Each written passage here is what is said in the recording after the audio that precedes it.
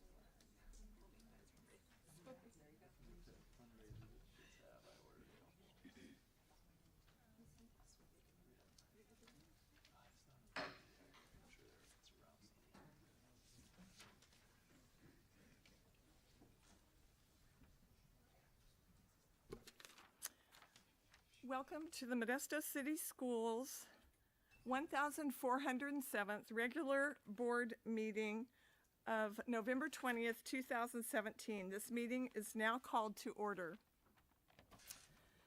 Tonight, in closed session, the board accepted Superintendent Pamela Abel's resignation effective January 16th, 2018. The vote was unanimous.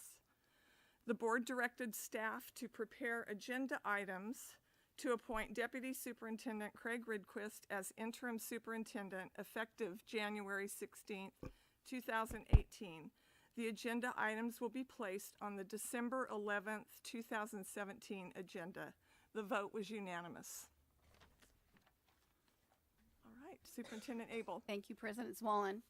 I'd just like to say that it has been the ultimate honor and privilege to have served our students and community as superintendent for the past 6.5 years.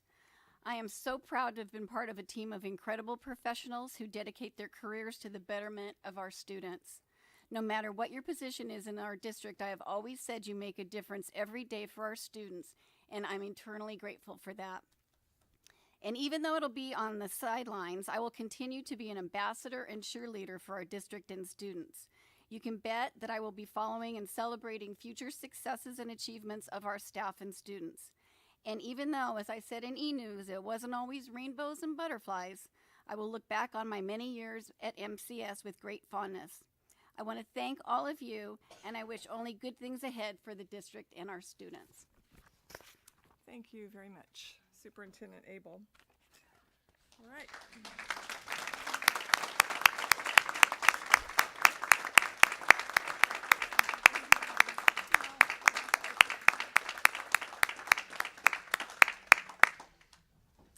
Right, we will go on to item A4.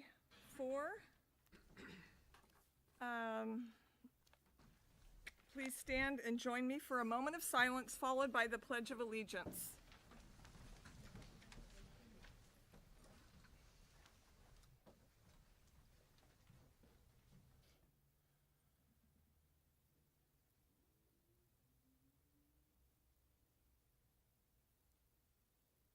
Thank you. We are pleased to welcome students from Fairview Elementary School to lead us in the flag salute tonight. Lily Perez. You step forward. Thank you. Fourth grader Lily was Student of the Month in October for modeling what it means to be respectful. She is always enthusiastic and inquisitive.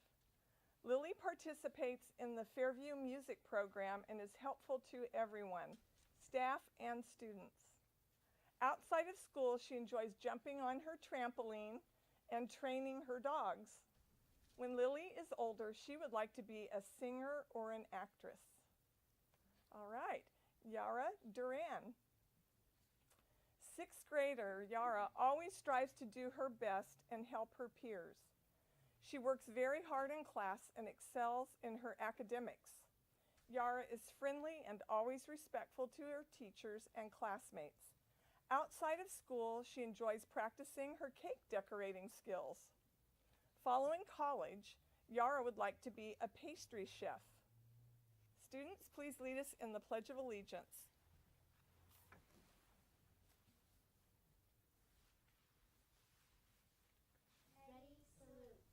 I pledge allegiance to the flag of the United States of America and to the republic for which it stands, one nation, under God, indivisible, with liberty and justice for all.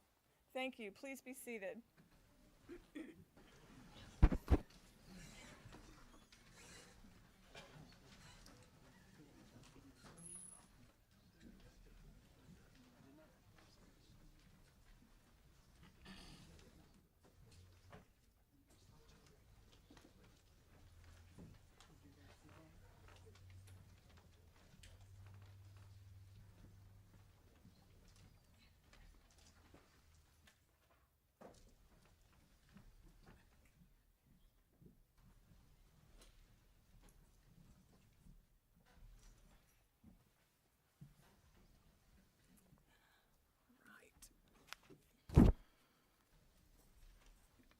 Thank you, students.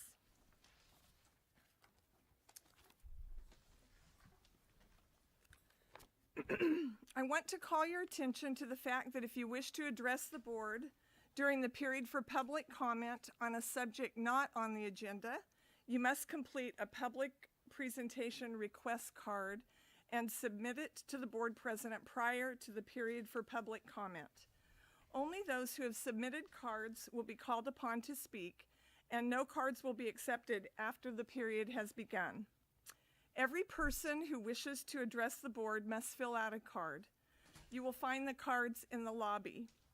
The period for public comment is limited to 30 minutes. Time will be allotted equally to individuals based on the number of request cards submitted.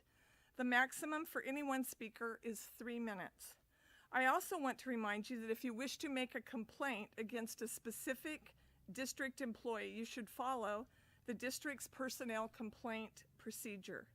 Copies of that procedure are also available in the lobby, as are agenda copies which outline the procedures we will observe during the period for public comment.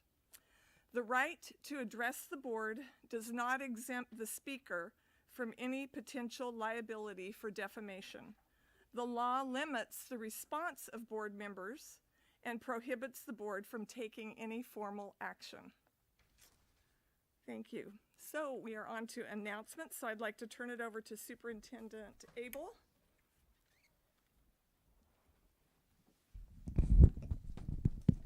Good evening, everyone, and welcome. It's my pleasure to introduce our character education recognition students for this month. And first up, we have Kylie Bears from Rosa Avenue Elementary being recognized for responsibility. And here's her principal, Mrs. Herbst, to tell us about Kylie. Hello, everyone. I am presenting this on behalf of Miss Watson, Kylie's 6th grade teacher, so I'm going to share some of her words with you. Kylie is a shining star each and every day. She is a model student and friend. Kylie is a born leader, and she always thinks of how she can be kind and helpful to others every day. Kylie serves her school community by being a captain on our traffic patrol team. She volunteers daily, even if it isn't her day to work. She volunteers in the library and helps shelve books. And she also volunteers in multiple teachers' classes at recess just to help in the classrooms. Kylie's 6th grade class has also taken on the challenge of the Cheerios Challenge, 1 million acts of kindness. And Kylie is very excited to take on this challenge and show her leadership skills and kindness each and every day. We're very lucky to have her at Rose Avenue.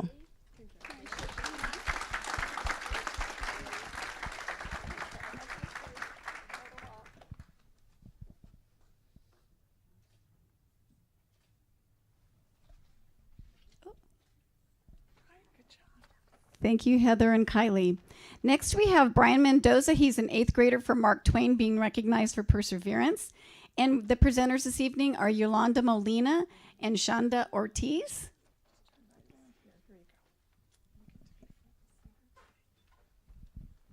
This is Brian Mendoza. He's an 8th grader at Mark Twain. I've had him in my class for the past 2 years. He's been working really hard this year because he has been behind on credits. So he's actually made up 4 classes, and we're super proud of him and his perseverance. So we hope he can continue to persevere and make it to graduation this year. Yolanda, did you want to say something? I, like Miss Ortiz says, I'm very proud of Brian. He's made long strides in the last 2 years, so that's why we nominated him, because we want him to continue with that enthusiasm, and he's on it. He's on it. Every time I assigned him a class, he made sure that even if he didn't attend school, that he went to the class. So we appreciate the determination and perseverance that he's shown this year and the growth.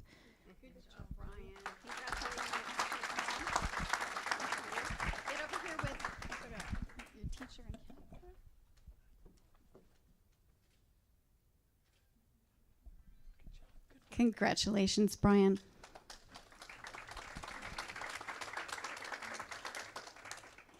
And next we have Joshua Watkins. He's an 11th grader from Modesto High. His teacher, Deborah Drake, is recognizing him for perseverance.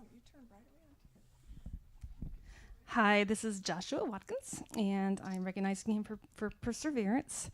And I've had him the last few years. And I've really watched him mature. He's matured so much this year. And I know when I had him last year, he would work on his work, and then he would finish it really fast, and then just kind of play around and find out what else he could do.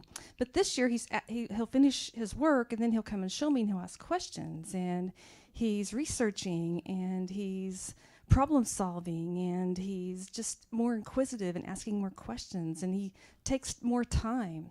And I teach art, and that art is a problem solving type of work that you have to do in art. It can take time, and he's putting in a lot of time, which I'm so proud of him. And His grades have gone up too. Last year, his grades, the last few years, they've been kind of low. And this year he came and he talked to me about it. And then he talked to me about it again later. And then he actually made a hard copy and he brought it in and he showed me, look at my grades, look at my grades. And I was like, oh, wow, you're right. And then I looked on the computer and I thought, wow, he deserves some recognition. So I'm really proud of you. I'm so proud of you. Okay, stay here. Oh, come on back. Gotta get a picture.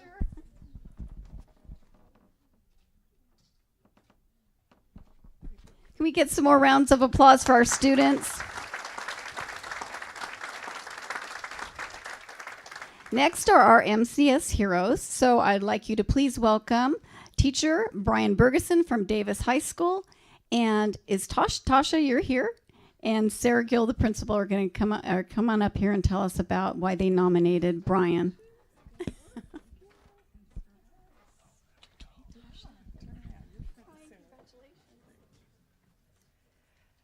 Miss Williams approached me early on in the year, and we began talking. And she's one of our parents at Davis, has two great kids at Davis High School, and she just was telling me the story about this teacher that just really made an impact, and she just couldn't believe it. And as a principal, we don't always hear the positive comments from parents, and so I was just taken aback. And then the next time I saw her, I think she brought it up again, and I said, Miss Williams, we need to formally recognize Mr. Bergeson.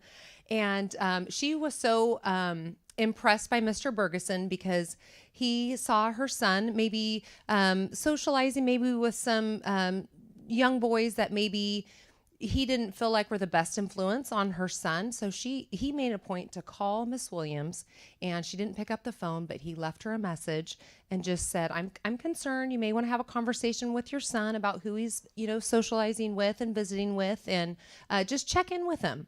And she called Mr. Bergeson back, and she just was moved that a teacher would make that special call to a parent, not about grades, not about attendance, not about him doing something wrong, but just express the concern, and was very appreciative. And I'm very appreciative to have a teacher on staff like that. And so we wanted to recognize Mr. Bergeson tonight for being a true hero. So.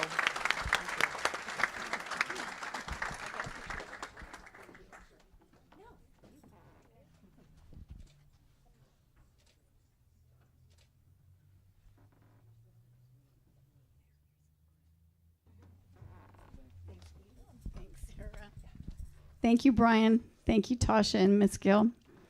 Next, we have Carol Unruh. She is a Media Center Assistant at Lakewood, and she was nominated by John Scott, also from Lakewood. So, Mr. Scott and Ms. Unruh.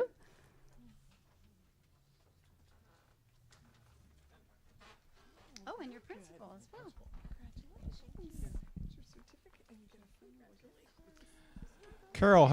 Carol's the Media Center Assistant at Lakewood, Orville Wright, Shackelford, Muir, Rose Avenue, Wilson.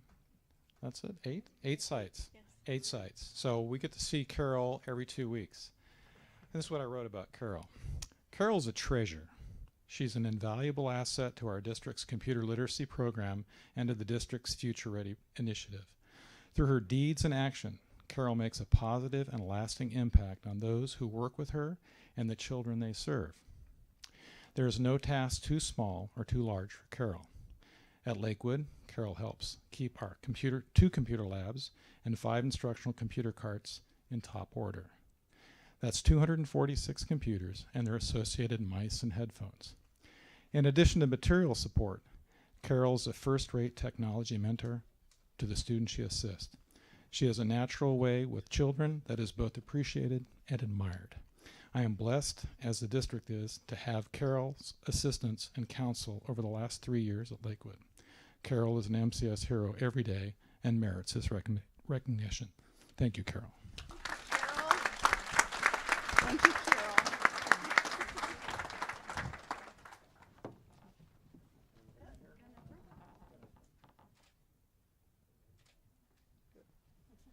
Congratulations, Carol. Good job.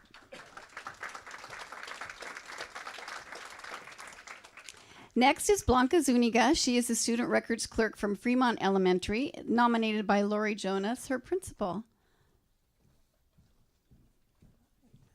Ms. Jonas. Good evening. I'm really excited to be here with Blanca tonight and get to recognize her in front of our district. Ms. Blanca is a vital member of the Fremont school community. Her passion for student success is evident every day, from the phone calls she makes to families to giving new students and their families school tours and checking in with them to ensure they're feeling secure and settled at Fremont. She is consistently ready to help in any way that will assist a child or family finding success. This year, we have tackled attendance issues as a team and have implemented systems and incentives that have students committed to excellent attendance. Parents and students not only know her by name, but feel comfortable reaching out when they need help. Fremont is extremely fortunate to have such a caring SRC, and I feel very privileged to have her part of our team that is committed to all students all of the time.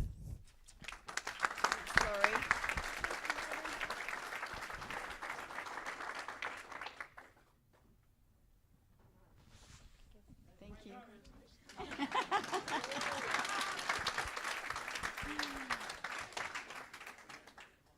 And last but not least, we have David Buell. He is our web designer and developer, and he was nominated by Amir Kumar as our software developer. So Amir, tell us about David. Thank you, ma'am.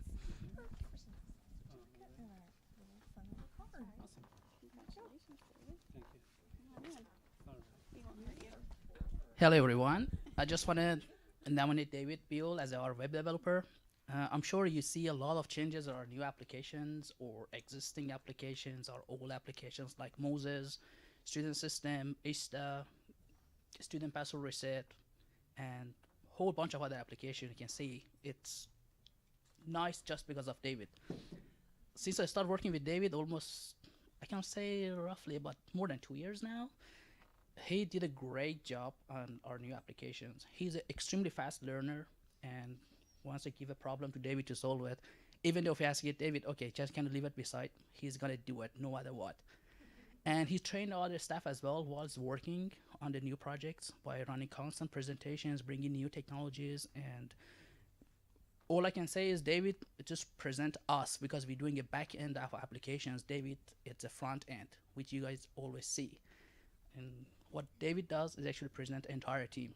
And I would like to thank you, David, on behalf of Cindy Minter, Senior Director of Information Technology. She's on sick leave, and Sally Chapman, my supervisor of Information System, she's on leave as well. But they said, please appreciate David in front of everybody. Thank you, everyone. Thank you, David. Thanks, Amir. All right, let's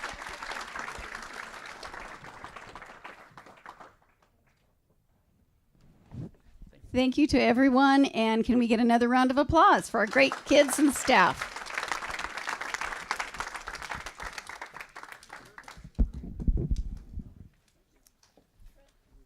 President Zwollen, before we move on, I think there's one last announcement we need to make. And this is a special board meeting for President Zwollen for 2 reasons. This is her last meeting serving as president of the school board for this year, the 2016-2017 year. And so on behalf of the board and the district, we want to present you with this plaque. Thank you very much. With your I own appreciate gavel. it. Good Yeah, job. very good. Thank you.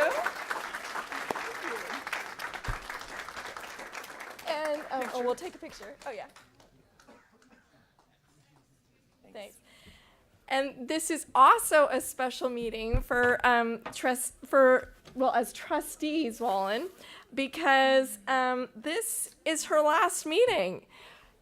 Sue Wallen has faithfully and intelligently and just with so much dedication served this district since 2009. She served for 2 terms, and her term is coming to a close, and this is the last board meeting she will be attending as a trustee.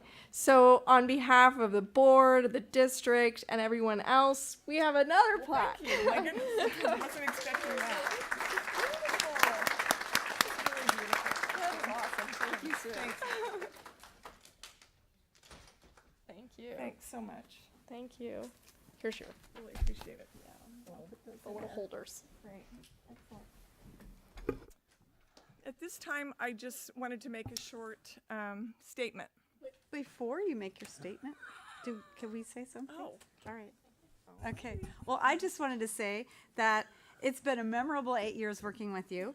I remember one stormy fall election season that when you and I and Ruben Villalobos and Nancy Klein all went out and repaired one another's signs, which was a very team building exercise.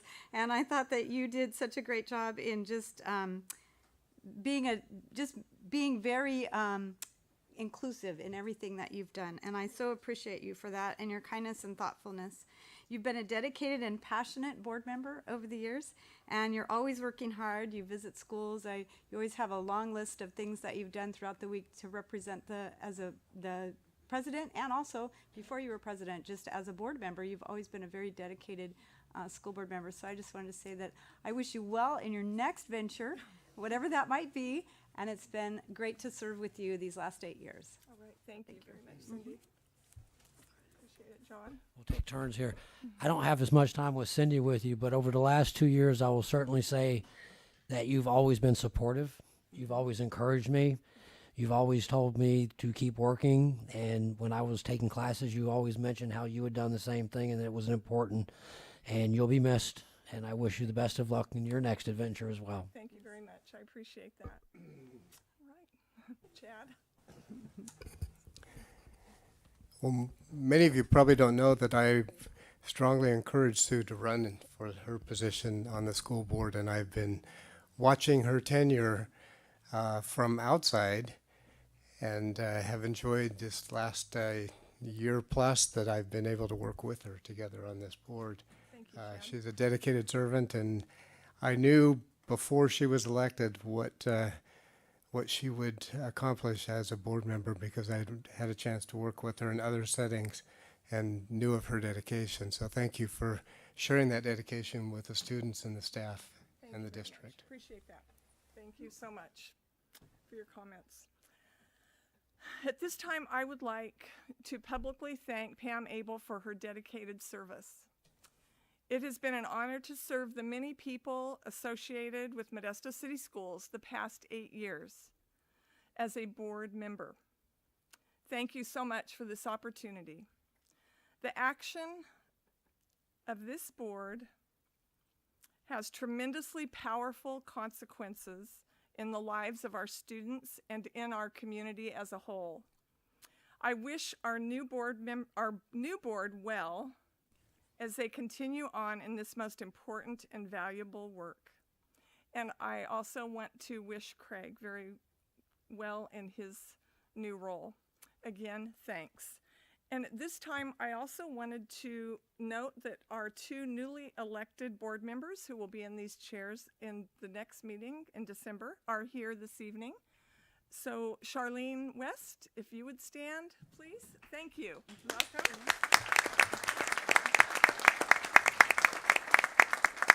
Welcome.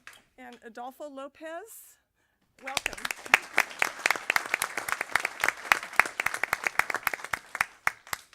Thank you very much for everything. So back to our agenda. We are at item A7, approval of the consent agenda. I've had a request by Tim Zierle and MTA Doug Burton to pull item C7 to discussion action items. That is the approval of agreement for professional services with Dennis Wolver Kelly for general obligation bond counsel. So when we approve the discussion action items, we will put that in B3A, but we're still on the consent agenda. And I've had a request by trustee John Walker to pull item D1 for a separate vote. And item D1 is approval of high school course outlines IB. Do I hear a motion to approve the consent agenda with those 2 changes? Moved by trustee Brown, seconded by trustee Grimbo. All in favor, say aye. Aye. Aye. The motion was unanimous. So we will now vote on item D1. No comment? You're not going to comment? Well, I don't know the chance here. Approval of high school course outlines, IB. Do I hear a motion to approve this item? Comment I before would. we do that? Okay. Comment by, sorry, Trustee Walker. Just want to comment why I asked that this be pulled out, because it has secondary math 1, 2, and 3 on it, and I have never and not going to approve curriculum for integrated secondary math.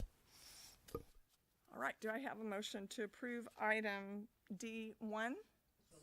Moved by Trustee Newman, seconded by Trustee Grimbo. All in favor? Is there comments from the public? Oh, or no? sorry. Thank you very much, Cindy. Excellent point. Any questions from the board? If I had done this properly, this would have come up. Are there any members of the public who wish to speak on an item that is on the consent agenda? Are there any comments from the board, which would have been the right time? Excellent. All right. Do I hear a motion to approve the consent agenda as outlined? Did you have a comment? Okay. Moved by Trustee Newman. Did you make the motion? I think we did D1. D1, okay. Yeah. Mhm. So we're just doing D1. D1, and all then right, we'll do I the hear, agenda. okay, do I hear a motion to approve item D1? Moved by Trustee Grimbo, seconded by Trustee Newman. All in favor, say aye. Aye. Aye. Any opposed? I'll vote No. No, I agree. Okay, I'm agreeing with so it passes 4-2 with student preferential vote being no also. All right, so we'll go back to the entire consent agenda. Are there any questions from the board?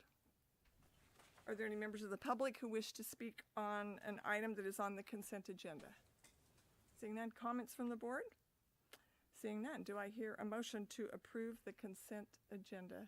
I'll move approval. Moved by Trustee Marks, seconded by Trustee Grimble. All in favor say aye.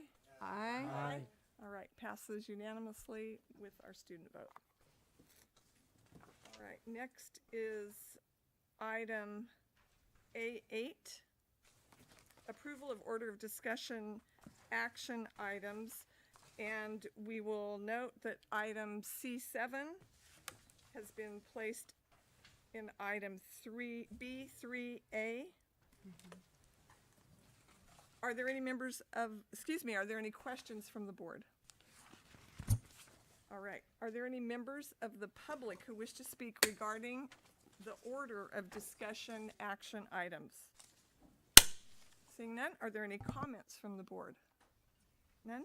Do I hear a motion to approve the order of discussion action items? Moved by Trustee Grinbo, seconded by Trustee Newman. All in favor, say aye. Aye. Passes unanimously. All right. Item A9, period for public presentation. I have 1, 2, 3, 4, 5, 6, 7 cards. So we will begin. I will, as I call your name, please approach the podium and address the board, and you each have 3 minutes to speak. Ryan Chambers, Matt Harrington, and Rebecca Harrington. So the first 3. Welcome, Ryan.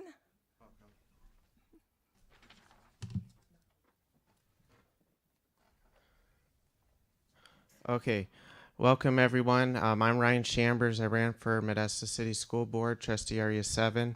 I got second place out of 3 people. Okay, but today, I have to talk about the election. I think most people would tell me when I'm substitute teaching and stuff that I'm probably the most positive person they've ever met. But when I start talking about politics, of course, things change.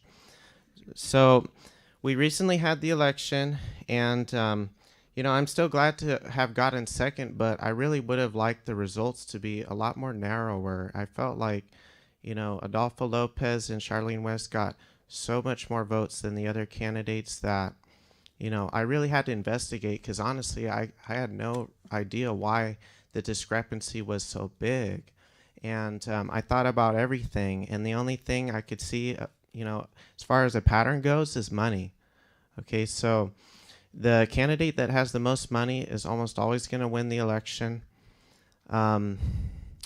So when it comes to the school board elections, the main organization that endorses them is the teachers union, okay, the Modesto Teachers Association. So the fact that both candidates that won got the endorsement means their endorsement goes a long ways. So if anyone in the audience or listening wants to run, make sure you get that endorsement, because that's probably the most important thing you could ever do in a school board race. It really doesn't, as far as your experience in the school system goes, that's not a requirement to run for office. And if it was just me losing my race, I really wouldn't be up here, especially if it was closer also. But the fact is, I looked at the other races. I have the information right here. Ricky McGill, Michael Sheed, Matthew Harrington, and myself, we lost by a long shot. I got smoked, and so did they. I got, less than 3 times. Well, Adolfo Lopez got more than 3 times the amount of votes as me, more than 4 times the amount of votes as Matthew Harrington. And the fact that I went to every single door that voted the last 3 out of 4 times, about 3 times, and I made myself very accessible and everything, I just don't feel like the numbers really represent that. So I really would like to see if we could somehow try to fix this issue, perhaps get it on the agenda, or try to get a ballot initiative or something to get the campaign contributions a little bit lower, because I was under the impression it was a lot lower for these endorsements.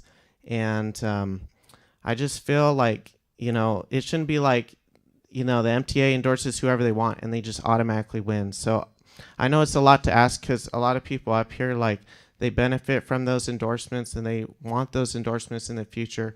I know it's a lot to ask, but sometimes you just got to do the right thing, like what I'm doing, speaking up, risking my own political campaign and career to speak about this, because this is very important. Thank you. Thank you, Ryan.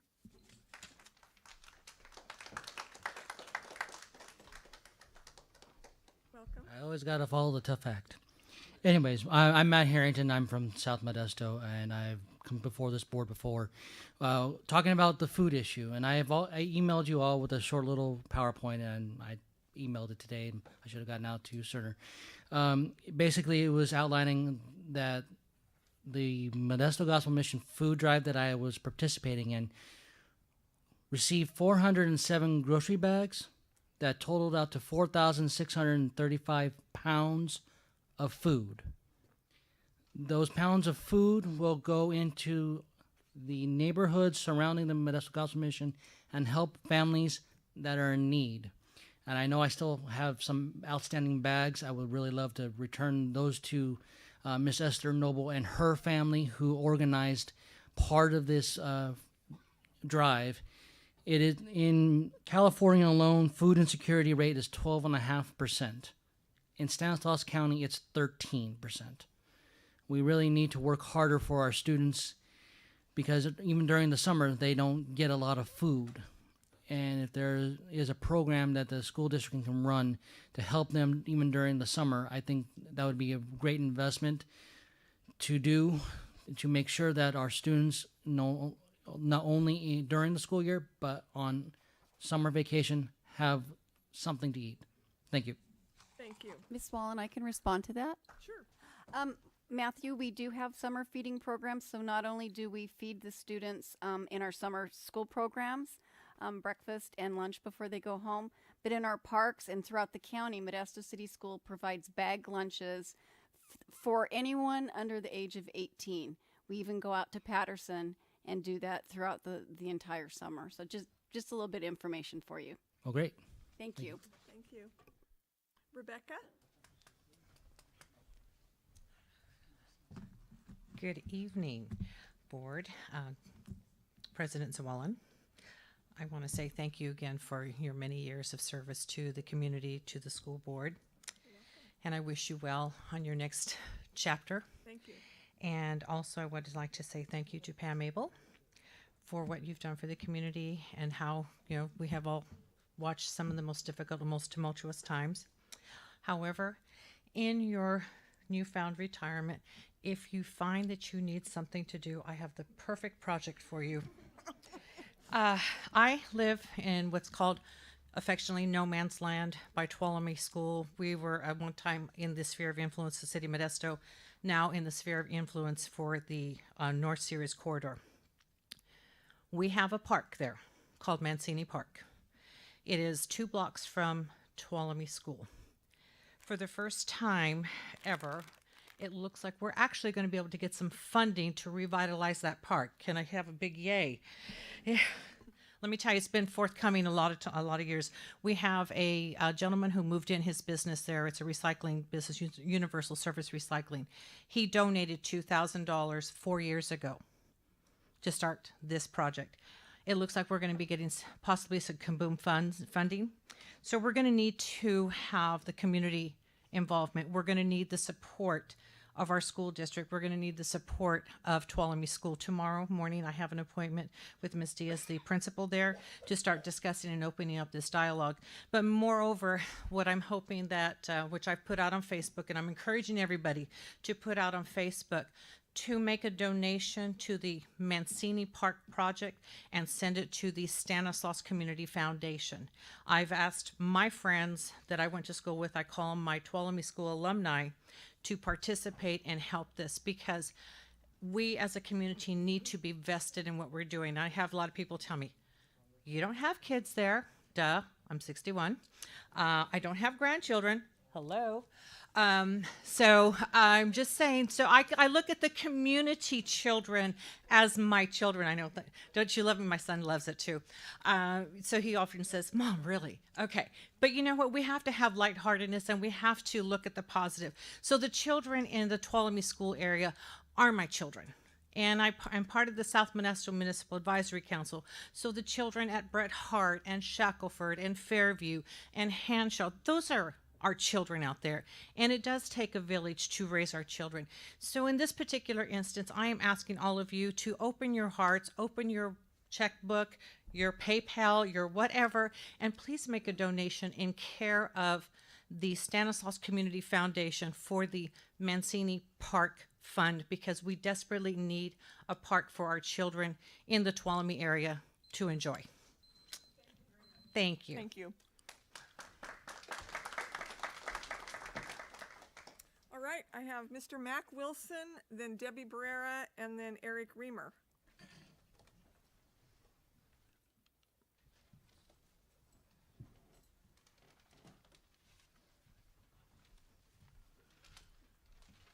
Good afternoon. Welcome. My name is Mac Wilson.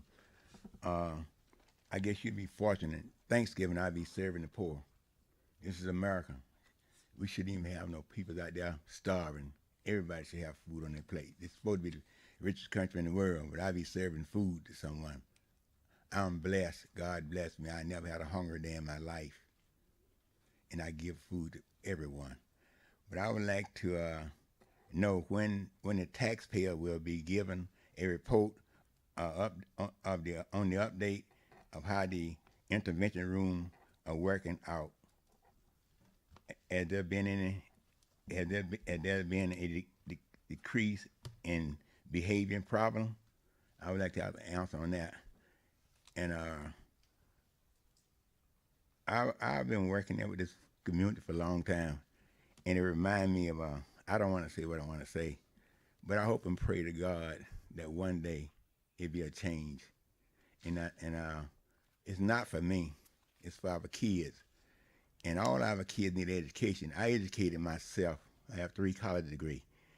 And I was denied my education in school. I study every night and read.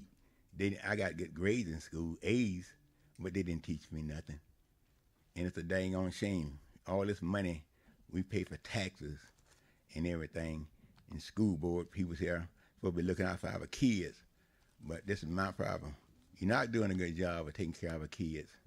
And that's your responsibility, to make sure our kids get a good education. So if you look at it, these kids now are the future of America. They can be president, governors, sitting on the school board there. And if you don't educate them right, it'll be just like it is now. Thank you very much. Thank you. All right, Debbie Barrera. Good evening, Madam President Sue. I've been standing before this podium for 5 years now. My name is Debbie Barrera. I am co-founder of We're La Raza Parents Union Social Justice Movement. I want to first of all thank you, Sue, for serving on this governing board. I wish you well. Thank you. Ms. Pam Abels, it's been a pleasure having to bring violations to your attention.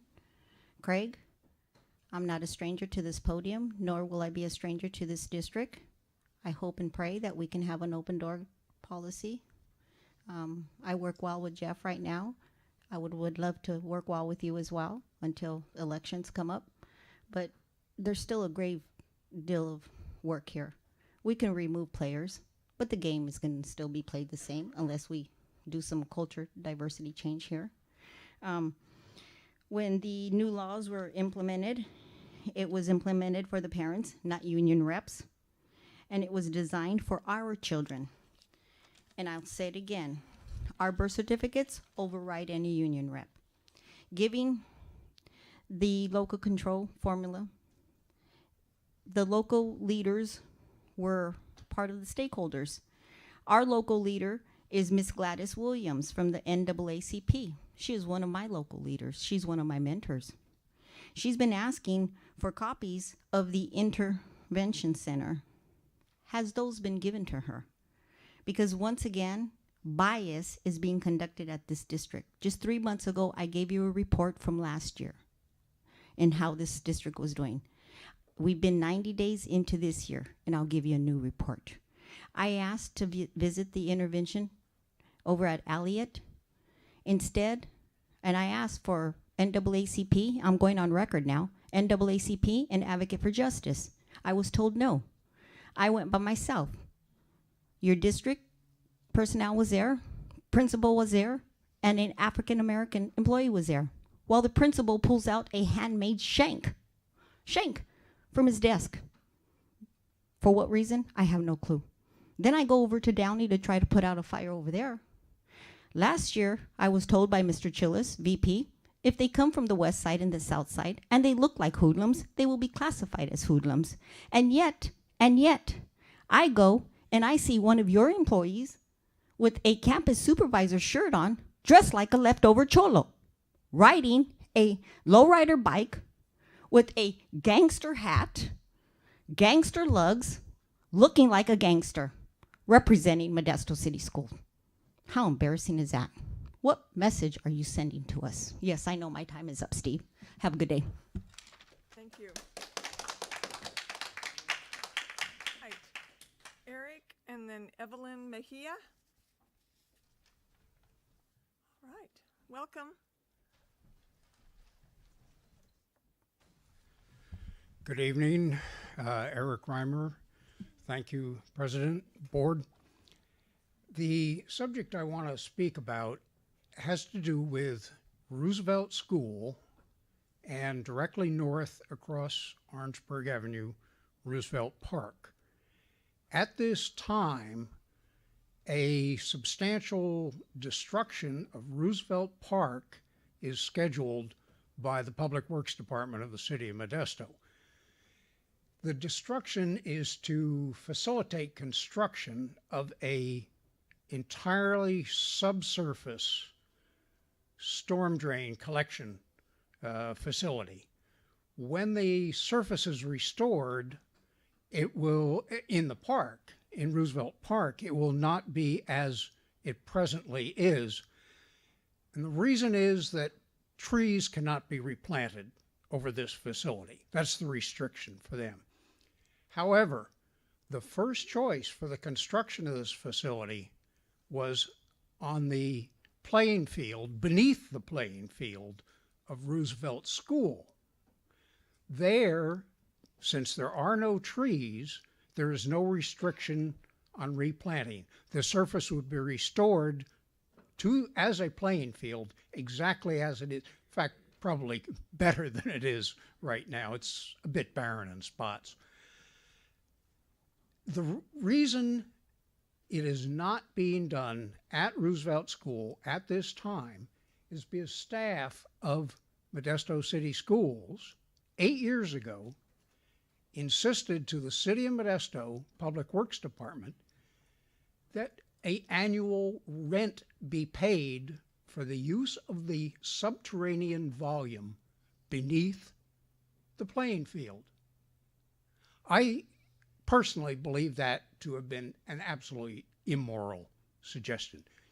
I think there's no moral basis for making that request. However, it was sufficient to stop the project. To restore this and to move it back to Roosevelt School does require the involvement of elected folks. This is a political decision that has to be made, and a political solution is required. I've spoken with Mayor Ted Brandvold on this.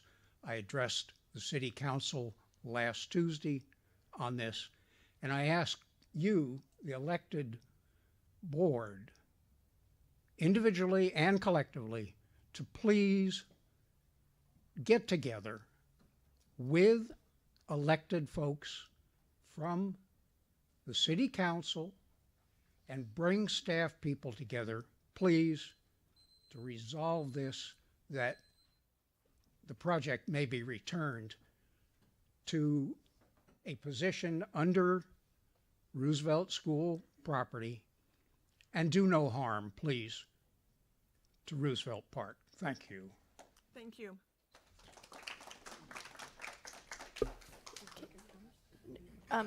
Would it be possible to have Superintendent Abel address some of Mr. Or maybe Mr. Zerian address some of Mr. Reamer's points? Since Mr. Zerly was part of the conversation with city staff, I think that would be appropriate. Yes, thank you.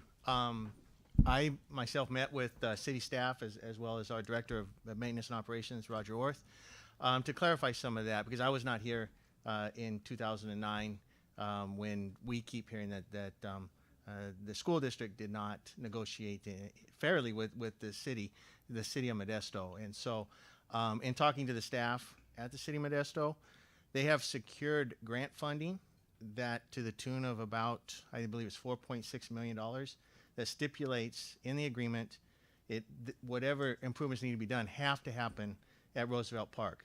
If it does not happen at Roosevelt Park, if it happens at our school, then the city is in violation of the agreement, and then they could lose the funding of $4 million. So we have met with them. We have offered up our services if needed, but the city says the project is moving forward as planned, and they don't need Roosevelt Junior High School any longer. Sure.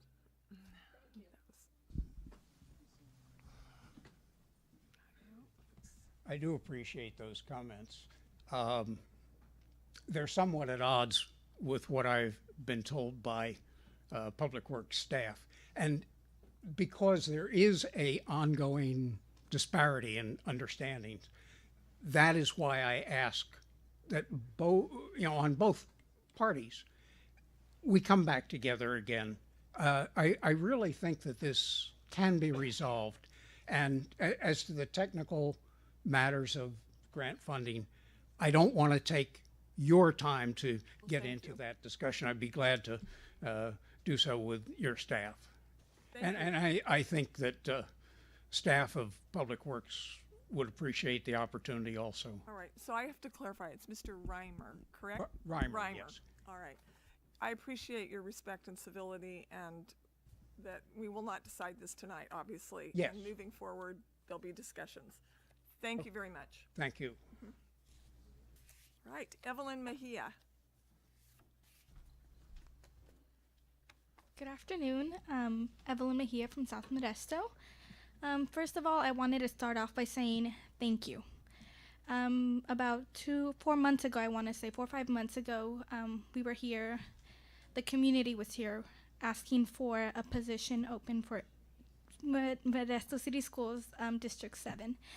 I thank you for opening that position. You gave an opportunity to 3 amazing candidates in the area to run. They're all amazing. They all did their best work, and I appreciate them for taking that risk and representing our community. But first of all, like I said, thank you for taking that vote and opening that area up for election. As a community member, I saw the work these three amazing individuals did, and it was amazing, passionate work, and each of them have their strengths. And I hope that the new board member for District 7, Adolfo Lopez, is a perfect fit and is able to work along with the members here. Second of all, congratulations to Pam and Zoo. I wish you the best. It's a new journey, a new chapter, and I hope anything for the best. And lastly, I just wanted to say it's been amazing. I'm at Hanshaw Community School, neighbor to me, former student. We are currently in the process of working for having a school supply drive. By the end of by this time of the year, our students are low on school material. Speaking to students and parents, they are not able to afford it. I decided to take the initiative and start a school supply drive. So our students are currently working on that, and just something they told me to bring up to the board, so I'm here sharing it with you. And once again, thank you for opening that position. It has made an impact, and I know with great respect, Adolfo, he's going to do a great job, and he has two amazing individuals who I know can be of great support. So thank you. Thank you very much.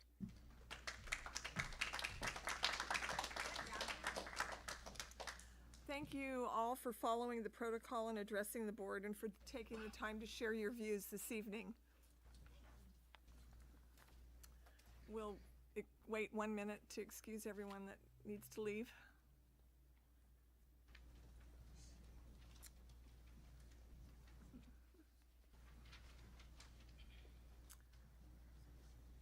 Right, we will move on to item B1, student representative to the board report. Go right ahead.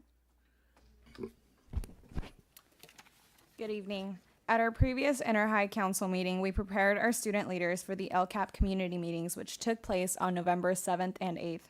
The student leaders presented on LCAP and facilitated the discussions to develop potential improvements to LCAP for the 2018-19 school year. We also had the pleasure of having Ms. Karen Sarkis present on the Make-A-Wish Foundation. MCS high schools will take part in Macy's Letter Writing to Santa campaign to raise funds for Make-A-Wish.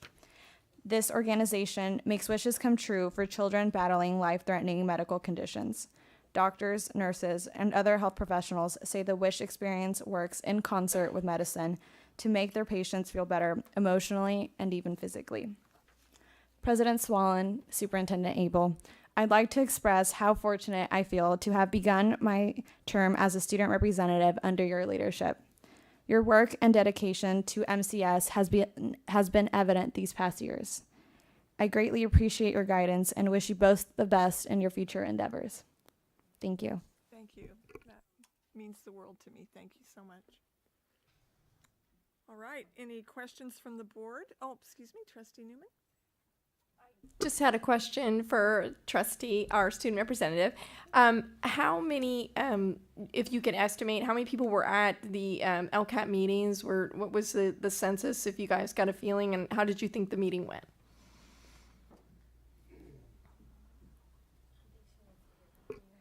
I was not at the November 7th meeting. I worked the election polls. Yep. November 8th, I want to say there were about 10 staff members.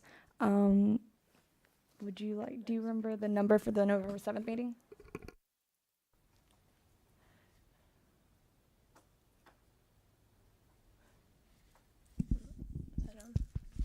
There was about 40 parents and community members, and there was about 5 students.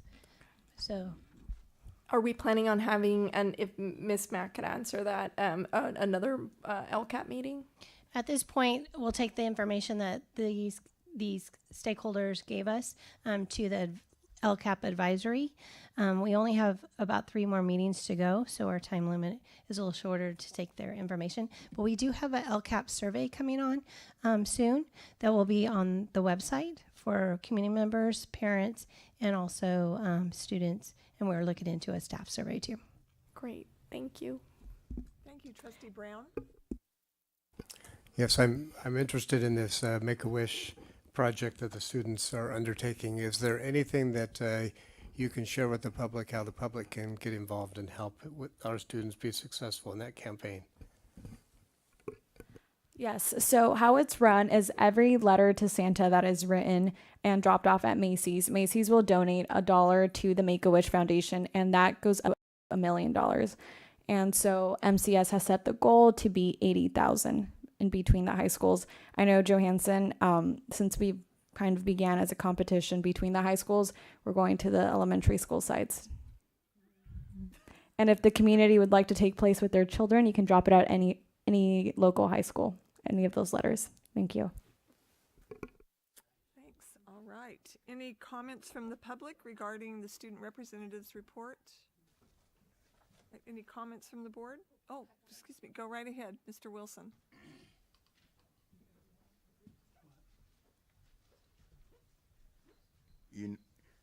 My name is Mac Wilson. It amazed me, and we here trying to get an education for our students. And then I hear a young lady speak about something about Santa Claus and all that stuff. Well, the thing about Santa Claus and the three wise men, it's no such thing as three wise men. The Bible says wise men, man is singular, men is plural. And you teach our kids this kind of stuff, them teaching English and math and all that stuff, and it's doing stuff for Santa Claus. And like I say, here's a man in a red suit riding with a reindeer up there.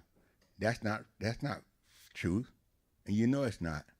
And then you teaching our kid that instead of teaching them English, math, and something else like that. And that's all I want to say, because I don't believe in this Christmas and stuff because they're not in the Bible, and I can prove what I'm saying. And you celebrate this Santa Claus, whatever you call him, with riding a reindeer with a long beard, and you tell our kids that. Well, I told my kids ain't no such thing as Santa Claus. You can do it. I have nothing against people that do it, but you call yourself Christian and thing, and then you teach our kids all this false stuff. That's all I have to say. All right. Thank you. Go ahead, Mr. McGill. Good evening, Ms. Llewellyn. Congratulations, board. And Ms. Abel, congratulations on your retirement. The only thing that I would like to ask you is that you were talking about the LCAP meeting. Was that the community meeting you were referring to? Yes. Okay, what did they have it at Downey High School or what? Correct. Okay, because I tried to attend that meeting, and I think that they had some type of a play or something, and I think that you guys got through a little earlier.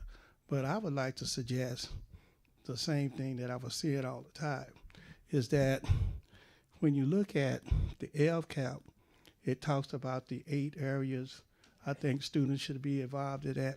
I think some of your club members like BSU, your Hispanic Cafe, I think that you guys should, have all those people together so you can include them all instead of just having one group. I think that, again, that you should consider talking to the community, like King Kennedy Center. You have the other people that should be involved in the LCAP, because when I was running the campaign, people would say, well, I don't have any kids but that's those city schools. So those individuals need to know why it's very important for them to participate in the LCAP. And so I would think that we should try to go out and open those meetings to the public, even some of our churches and people like that, because that way we will have more inclusive people in the meeting. I think that when we look at some things on the LCAP, and I was on the advisory board, I wanted to be on there again, but I guess I couldn't. But at the same time, when you look at that leadership team, I was always interested on who is on the leadership team, because if you have a leadership team and none of those community people are a part of that team, it looks as though that everything is already decided before it gets down to the LCAP advisory board.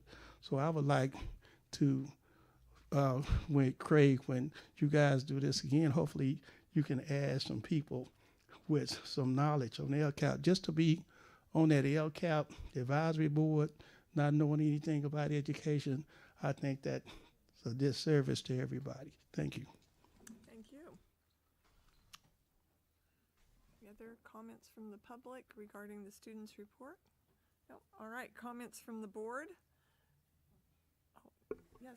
Oh, are the meetings public, the LCAP advisory group meetings? They can sit in the back, but they wouldn't participate. Okay. He's participated before. He's been a member. I'd just like to add the LCAP advisory group meetings are public. You are able to sit in. However, if you'd like to give me, since I'm on the board, if you'd like to give me any of that information of what you would like to see discussed for the 2018-19 school year, I have my information written down right here. Just stop by and I'll pass it over to you. Yes. Sorry. The LCAP advisory group meetings are public. You are welcome to sit in on those meetings. However, since I am on the advisory group board, if you'd like to transfer some of that information to me, I will speak on it on the board. I'm part of Goal 1. I have my information right here if you'd like to come get it. But I'm talking about the leadership team in general. I'm on the leadership team. Okay, so I'm thinking that with you being on the leadership team, and you, okay.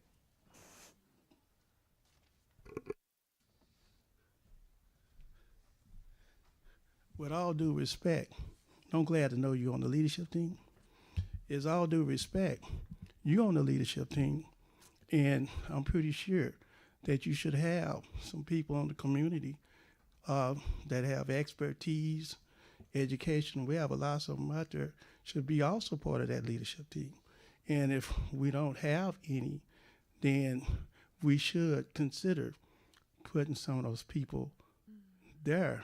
And the reason why I say that again is that when you look at the different needs and things that, the July, the November day is coming up, so it's really, really fast.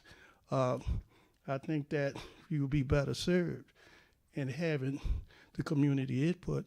And the reason why I've said that is because those parents and those community people, according to LCAP, should be part of that team. Thank you. All right, thank you. All right, any comments from the board? All right, Trustee Newman? I just want the public to know that every single parent to Modesto City Schools receives a phone call home about those LCAP meetings. So the parents do, if they give their phone number, they do get a phone call. The phone dialer comes. We have thousands of phone calls that go out reminding parents. So there's a lot of outreach to our parents. Thank you. Any other comments from the board? All right, we will go on to, thank you very much for your report. We will go on to item B2, Modesto Teachers Association report, and there is no report this evening. Item B3, California School Employees Association report. Thank you. Good evening, Board, Superintendent. I just wanted to take this opportunity to say, Sue, thank you for your past years of service and dedication to Modesto City Schools. You've been an asset to the board and very support for our students and staff. Thank you. Very much.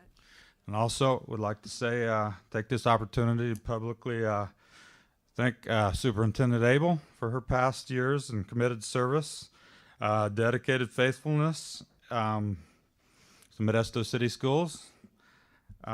She's brought a new level of excellence and respect to the superintendent's office, and it'll be truly missed. Spent a lot of time in and out of her office, and we haven't always agreed on everything, but I've always left feeling I've been listened to and I've been treated fairly. So thanks, Pam. And you'll always be remembered for your 3 C's long after you're not here: communicate, collaborate, and celebrate. So you used the right letters on everything even. It's not like 4 R's. I don't know where they came up with the 4th R. Best wishes on both of your future endeavors, and thank you again. Thank you very much. Appreciate that. All right. Item 3A, which we've added, that is item C7, approval of agreement for professional services with Dennis Wolliver, Kelly for general obligation bond counsel. All right, I believe this is going to be turned over to Mr. Zerly. Yes, thank you, President Zwollen. This was requested to be pulled from the consent agenda and placed on discussion because it lacked sufficient information at the time regarding a number of hours for these services, but from Dennis Wolliver and Kelly for bond counsel services, which at this point in time is kind of hard to estimate because we typically will not be asking for bond counsel services until if or when we get to the point where we're writing bond language. But we wanted to get the whole team on board early on, and so we believe in talking to Roma Munoz with Dennis Wolliver and Kelly that a cap of 70 hours at this point in time will be put into this contract for initial bond counsel services. All right, thank you very much. Are there any questions from the board? All right, any comments from the public? Any comments from the board? It is recommended that the Board of Education approve an agreement for professional services with Dennis Wolliver Kelly and for general obligation bond counsel. Do I hear a motion to approve this item? Moved by Trustee Grinbo, second? I'll second it. All those in favor, say aye and raise your hand. Aye. Aye. Any opposed? All right, passes unanimously. Thank you. We go on to item B4, approval to name the amphitheater at Johansen High School in honor of Andrew Norman. Superintendent Abel? Thanks, President Zwollen. The board received this proposal at our October 30th meeting, and in the interim between the acceptance of the initial proposal and this meeting, we have received no proposals to reject the recommendation. So I'm recommending that the Board of Education approve the proposal to name the amphitheater at Johansen High School in honor of Andrew Norman, and I know that music teacher Mr. Brad Hart, who presented this proposal, is also here if you have any further questions. All right, thank you. Are there any questions from the board? Seeing none, any comments from the public? Are there any comments from the board? Hearing none, do I hear a motion to approve item B4? Moved by Trustee Brown, seconded by Trustee Marks. Student preferential vote. This is your high school. Aye. All in favor signify by saying aye and raising your hand. Aye. Opposed? Hearing none, the motion carries unanimously. Excellent. All right. Item B5, report on 2016-17 Smarter Balanced Assessment Results, MCS Data Dashboard, and LCAP Local Indicators. All right. Tonight, Educational Services will provide a report on the 2016-17 Smarter Balanced Assessment Consortium SBAC results, the updated Modesto City Schools data dashboard, and the local indicators for the new California dashboard. The detailed report includes multiple year comparisons of student performance. This is our 5th year providing student metrics to the board and the community through our data dashboard.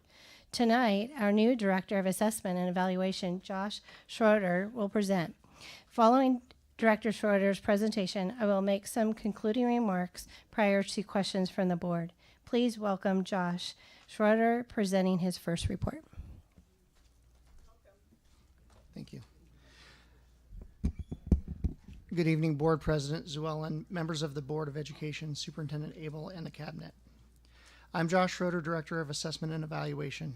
I'm here this evening to provide a report on the 16-17 end-of-year Smarter Balanced student performance data. I will also be providing a broad overview of the district data dashboards. School site data such as Smarter Balanced assessments are reviewed during principal summits. Site and district administrators routinely examine student data. Data dashboards are presented to our stakeholders such as you with a focus on helping understand district-wide student outcomes. Stakeholders are looking at data more frequently and are using the data to make informed decisions. The dashboards are updated and adjusted annually to refine how we extract and report our data. The board agenda item tonight provides the comprehensive data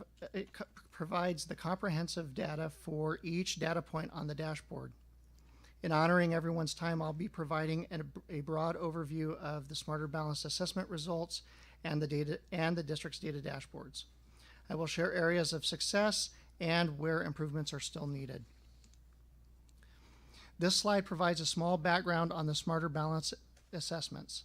The SBAC is part of the California Assessment and Student Performance Progress System, also known as CASP. The assessments were administered in the spring of 2017. The results are used to measure student growth. The Smarter Balanced assessments are computer-adapted assessments focused on the areas of ELA literacy, math, and science. It is important to note that the California Science Assessment was in the pilot test phase. These assessments provided data which assist teachers and administrators in deciphering areas of success as well as student needs, ultimately resulting in increased student outcomes. Smarter Balanced assessments provide communication to help parents understand how their child performed on the assessment. The assessments also provide insight to our teachers, revealing needed areas of improvement for the students. These reports assist the district in identifying strengths and areas that need improvement in our educational program. This year, we had nearly 13,600 students participate in and complete the Smarter Balanced assessments. The grades that participated were 3rd through 8th grade and 11th graders. In 2017, the district participation rate, we had a district participation rate of 97%. In addition, 12th and 10th grade students participated in a pilot test of the Smarter Balanced Science Assessment. Due to the trial basis of the pilot test, students did not receive a score because the state of California deemed it would not be appropriate to provide results on an assessment that had not yet been validated. Here is a chart comparing the results by grade in ELA literacy. In this chart, the blue line represents the entire state. The red dashed line is Stanislaus County, and the orange bar is the district. When viewing English language arts results by grade level, we see slight increases leading up to the middle grades. We then see a spike in scores for our high school students, with 56% of our students meeting the standards. The high school scores are also exceeding the county scores. This chart shows the district trends by grade level that mirror the county and the state. Similar to ELA literacy, our high school scores are again exceeding the county scores. This chart represents district-wide subgroup performance in English language arts. Each green bar represents the percentage of students who scored standards met or standard exceeded in the district. The blue bar represents California statewide performance, and the red bar represents Stanislaus County. Moving from right to left, the first bar represents the subgroups as follows: all students, Asian, African American, Hispanic Latino, white, economically disadvantaged, English learners, and students with disabilities. The Asian and white subgroups are performing the highest at the state, district, and county level, while English learners and students with disability perform the lowest. This next chart represents performance on the Smarter Balanced mathematics. California is represented in blue, Stanislaus County in orange, and the district in gray. Again, moving from right to left, the first bar represents all students, then Asian, African American, Hispanic Latino, white, economically disadvantaged, English learners, and students with disabilities. In the area of mathematics, the Asian and white subgroups are performing higher than the other subgroups of students. In this slide, you see the district's data dashboard for elementary. In the elementary district, our eighth graders passing core academic courses is at 79%. Our Asian subgroup has the highest percentage of passing core courses. At our elementary sites, we saw a 14% growth in fourth grade writing proficiency scores from the previous school year. Our youngest learners in kinder and first grade are also showing that more students are starting school with early literacy skills as demonstrated on the DIBELS assessment. Third graders are also showing improvement in reading fluency with an increase of 4% from the prior year. While our elementary students are showing some growth, there is still work that needs to be addressed. We continue to prepare our elementary students for junior high and high school by making sure they are proficient readers and writers. On the 2016-17 Smarter Balanced results, students demonstrated slight growth from the previous year. In ELA, students increased slightly by 1% in math, and in math increased by 2%. We will also continue to see lower suspension rates and expulsions. The district experienced a 1% reduction in K-8 suspension rate and 0 expulsions. This slide depicts the data dashboard for high school. In the high school district, we continue to see lower suspension rates at 5%. Over the last 5 years, high school suspension rates have decreased from 15% to 5%, and expulsions fell from 52 students in the 12-13 school year to 6 students in the 16-17 school year. While we are proud of the work that programs like PBIS and restorative practices have provided as a means of supporting student behaviors, we know we need to continue our efforts in supporting individual students and families as a means of addressing gaps within subgroups. Our current high school graduation rate is 88% and has continued to increase over the last 3 years and exceeds that of both the county and the state. We have seen an increase in seniors completing A through G college entrance requirements at 38%, and more freshmen are on track for graduation at the end of their 9th grade year at 79%. We continue to have increased numbers in students enrolling in and completing advanced placement courses each year, an increase of 190 students from the 15-16 school year. The district also experiences increase in students participating in career and technical education courses and pathways. Our data indicates 45% of all high school students are participating in career and technical education courses. The state accountability system requires our district to report 4 local indicators: basic conditions at school, implementation of state academic standards, parent engagement, and school climate. The district has met all of these met the requirements for these indicators. More detailed information will be included in a future board report once released by the state. Through Smarter Balanced scores, we are an important measure of student performance. Keep in mind that these are just the beginning of our discussion on how to improve the experiences for all students. As educators, it is imperative that we provide support to increase and improve the effectiveness of our instructional practices.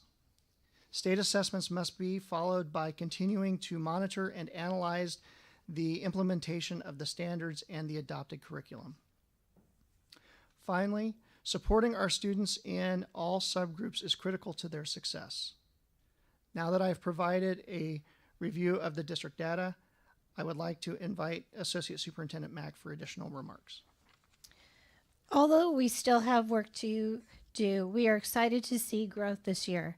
In a recent article from Modesto Bee, many of our sites showed the highest growth in the county on our SBAC. This year, we adopted new ELA curriculum in K-6 and 9-12. The Educational Services Department continues to provide professional development focused on our new adoption. As our data represents, we need to continue the emphasis on literacy, especially on foundational skills, continue providing professional development on instruction, and focus on our junior high. In the future, we will not only analyze our met and exceed students. We will include our not met results. This is a change on how we analyze data from the old CST era, where we focused on moving the bubble students. Along with other student performance indicators, Smarter Balance scores will appear on the California School Dashboard. Our next presentation will be on the new California School Dashboard, which is scheduled to be released by this December. We are ready to answer any questions the board may have. Thank you very much. Are there any questions from the board? Trustee Newman? Thank you, Mr. Schroeder. It's nice to have you up here giving a report for the first time. Thank you for your thorough report, and Ms. Mack.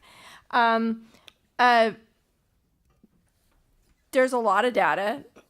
The things that stick out to me as big trouble spots are, of course, our math, as we've been talking about across the board. But one of the issues that that I'm particularly troubled about is DIBELS.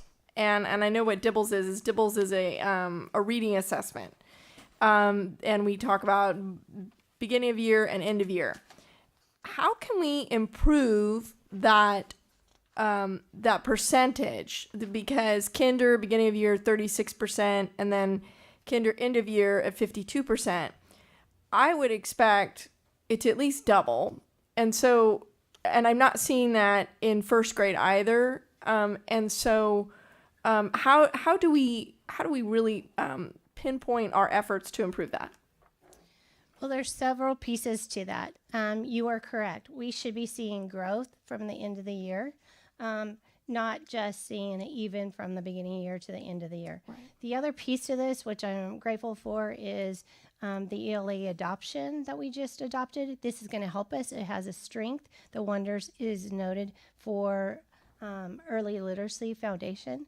Also, we just finished from Director Kim Newton's lead, the professional development on all our teachers have now been trained on the Wonders, and so we'll start to see that the Wonders to fidelity in the classrooms, and I really believe this will help in the DIBELS results once we have good first-time instruction with our new Wonders.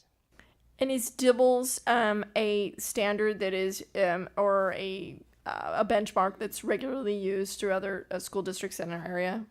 Yes, it is. I wouldn't say it's in all of our county, but it is an assessment that's used regularly in many districts.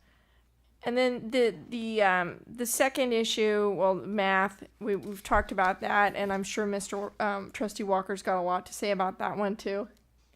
But the other issue that is particularly concerning is the decrease in 6th and 7th grade, and 8th grade, 6th, 7th, and 8th grade. Really troubling.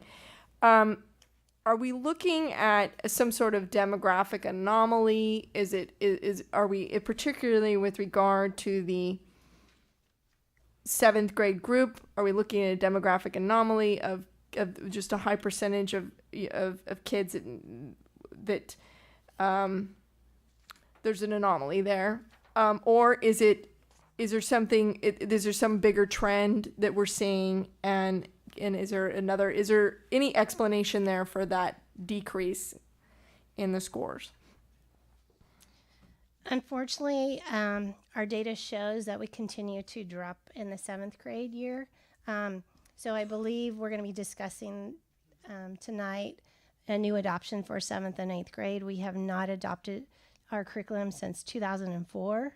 So we are on the old standards, what we're teaching right now, and the test is with the new standards. So we need to align our adoption with our curriculum so that teachers can be teaching the standards that have been adopted.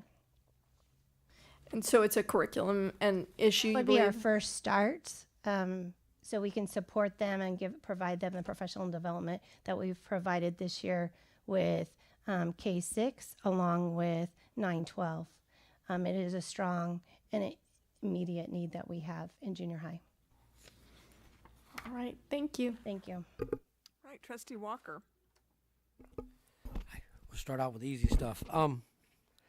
Just on the AP classes, just so that we're talking about when you look at all those grades coming up in AP, it's safe to say that the AP courses we're taking here are the same AP courses they're taking at any other state in the country, and that they're not aligned to the standards. Just for my fellow board members, when I keep saying that we can adopt things so long as they meet or exceed, AP and IB programs are classic examples of that. We do not have to be aligned 100%. We can find curriculum that meets or exceeds the standards, and it is perfectly okay. We're doing it in our high schools now. I guess the second question I'd have on the high school scores, especially it's both sides, English and math. Safe to say that all the students that are taking those tests have not been taught in the Common Core, because our seniors graduating now are phased in. So we still don't have an accurate picture of what's going on with the students who have actually been taught in the new curriculum, correct?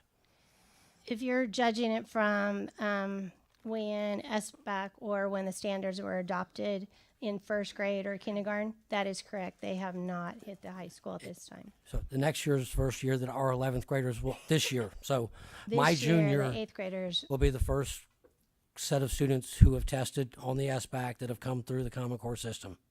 Or as my trustee Marks tells me to say, the new standards. I would say that they started the new standards. I wouldn't say that they had it since first grade. That'll be several years from now before those first graders are in high school. I'm just trying to differentiate between the high school scores, because I've, over my right shoulder, 3,000 pages of material. The high school scores in our 11th grade are very much different than the rest of this K through 8 testing. And they did not do integrated math. They didn't do MVP.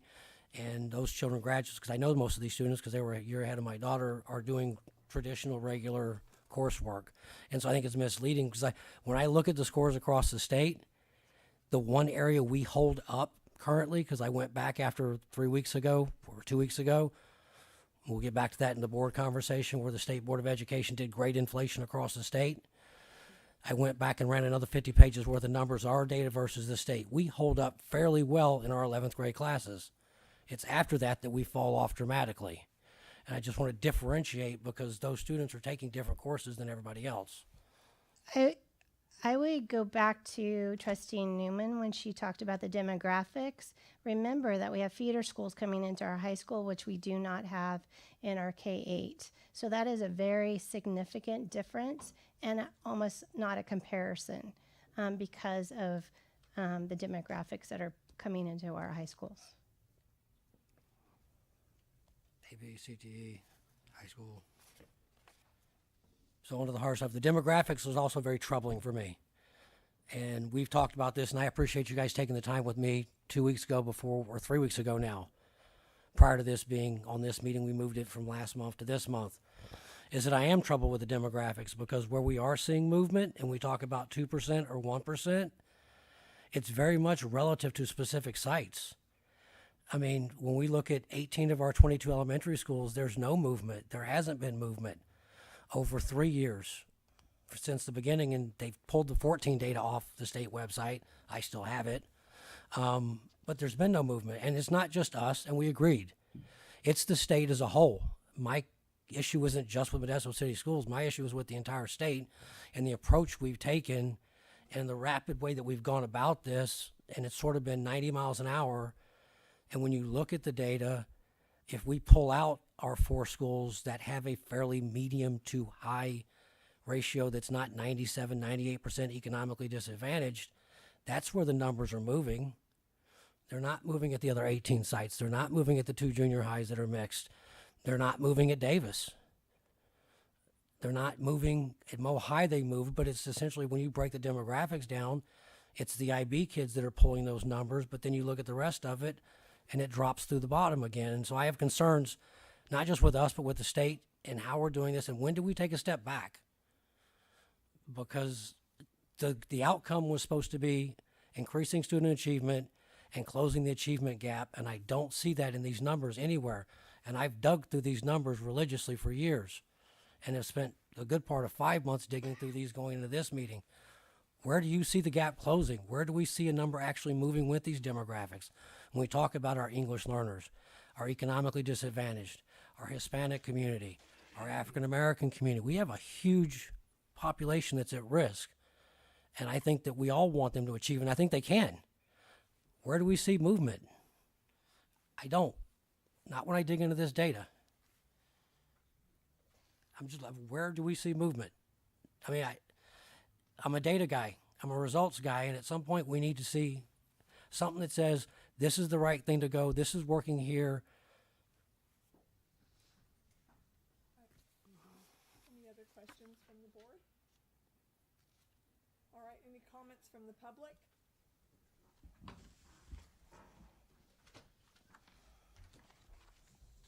Good evening. I want to wish you well. Pam, I'm going to miss the handbags. I love looking at her handbags. She wears beautiful handbags. So I will miss those. But enjoy your retirement. First of all, I'd like to focus on the DIBELS. The DIBELS testing is a 1-minute test. Can you imagine kindergartners having to do their ABCs and read those words in 1 minute?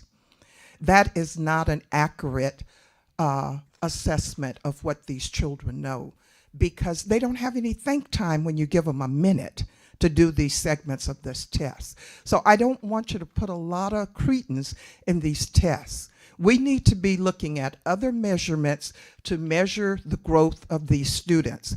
We also need to be looking at what they come in with versus what they leave out with at the end of the year. Because when you go into South Modesto, you go into a school like Tuolumne and James Marshall, you have a lot of EL students, students who are learning English for the first time. And they're being assessed on this test, which is really, you're putting too much value in it, because this is just one component, and it's not testing how they're taught. There's a big difference in how you teach and what a test does. This is a computer. They go into a classroom, into a lab, and they're doing this test on a computer. That's not how they're taught every day, and that's not the assessment.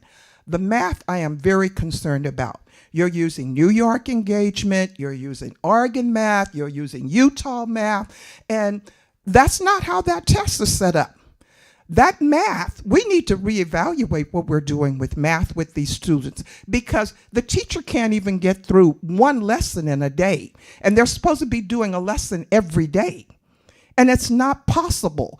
And this math is not working in this district at any level. I studied those scores from the beginning to the end, and those are flat scores. So something is very wrong. We need to reassess what we're doing, and we need to use multiple measures to show growth in our students and to show growth by the population that you're serving, not overall. We need to have more collaboration at the school levels so that teachers are collaborating with one another, so that they can see what they need to be working on and focusing on emphasizing with their students instead of it being a robot learning. It cannot happen like this, people. We're doing a real disservice to our students with the way we're setting up our curriculum now. We need to reevaluate our curriculum. I am here to help you with that, and there are teachers who are here to help you with that. There are people who are very educational and knowledgeable, and somebody said that, oh, we need to get that country club school in here. They can give us some ideas.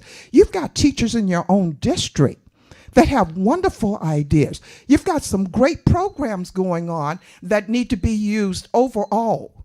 And we need to use more different ways of teaching rather than everybody being in one standard set way. Give us a chance to be creative.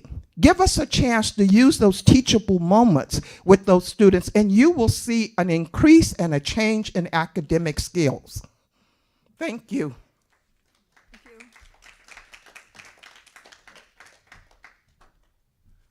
Thank you. The board president, school board members. Sometime I come up and I talk about lesson plans for the teachers, and they should all have them. And the reason why I say that is because in the state, when I was a teacher, all you have is what you call competency-based education. All the LCAP is a large IEP, individual education plan. That's all it is. And the reason why I always tell the teachers this is that I agree with most of everything, but a teacher goes to college to learn how to teach. They should be integrated in this curriculum, math, science, English. And if they have the opportunity to do lesson plans and look at this curriculum and do what they need to do, you'll be successful. The problem is that everybody tell teachers how to teach that have never taught. And therefore, you get every 4 years, you get a new president, new curriculum. The teachers are expected to do things that they can't do. Notice that they talk about every school Student Succeed Act. That's what you're really looking at now. And they talk about all of this stuff. And then when you look at the funding that they have taken all of the funding out. Teachers cannot teach. In math, what I would suggest is that you get these teachers who have some experience to actually start working on a curriculum that will work for your students. They know how to do it. They went to school to do this. And then when they get in here, they have these standards and they have to come up with things that they can't even do. So give them an opportunity to teach, and I'm pretty sure that they will do an excellent, excellent job.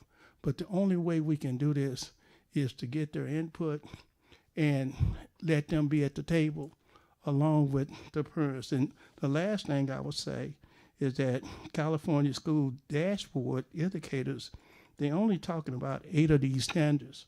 They're talking about basic services, implementation of state academic standards.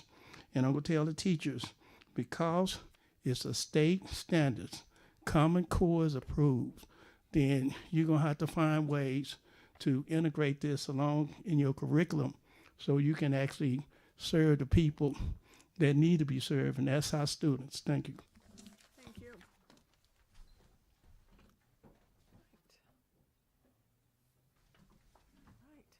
Step forward. Kids these days. I've been listening to all of this, and I'm going to say proudly, I am a product of Modesto City Schools, Tuolumne, La Loma, Modesto High. And I worked at another school district for 14 years. And I think some of the things I saw, that there was a disconnect from some of the feeder school districts coming into Modesto City Schools. Hence, you have some skewed numbers coming in when you're testing because some of the things were not quite the same. I think what I look at and talking to a lot of teachers, I have a lot of friends who are teachers. I opted not to do that because I really felt that the teachers lost their autonomy in the classroom when I worked as a paraprofessional. And I say that very dishearteningly because those teachers are in the trenches with these children 180 days out of the year. These teachers have this vast knowledge, and yet somehow they're restricted in implementing what they were taught to do, and some of them what they have a passion to do. And restricting them with some of these programs, this Common Core, and I've heard talk about it, I've seen some of it, and I'm just absolutely aghast. I'm not a math whiz, but I can hold my own. But some of the stuff I look at and I think to myself, dear God, what are we going to be doing with these children? These up and coming children that are supposed to be our future. And these programs are inhibiting them in ways that is going to be very detrimental. And it's inhibiting our teachers who have that goal entrusted in them to teach them, to bring them along, to nurture them, to help them grow, to become educated, to choose and make reasonable choices through critical thinking, through analyzing, and through implementation. So what are we doing to foster that? I've been listening to Mr. Walker, and I've listened to some other teachers, and I'm scared for the future of our children. we really need to look back at what we're doing and how we're doing it, and giving these teachers more autonomy in their classroom so that they can do the job that they're there to do, which is to teach. Obviously, they would not have gone to school to get those degrees if they did not want to be the teachers of our future generations. Please listen very carefully to what you're being asked to review and to see how the outcome is going to be, because it is going to have dire effects on our students, not just in the testing realm, but in their future and how they think, how they act, how they interact, how they make choices for their future. So please, please really consider what you're doing and how you're going to do it for the future. Their lives are at stake. Thank you. Any other comments from the public?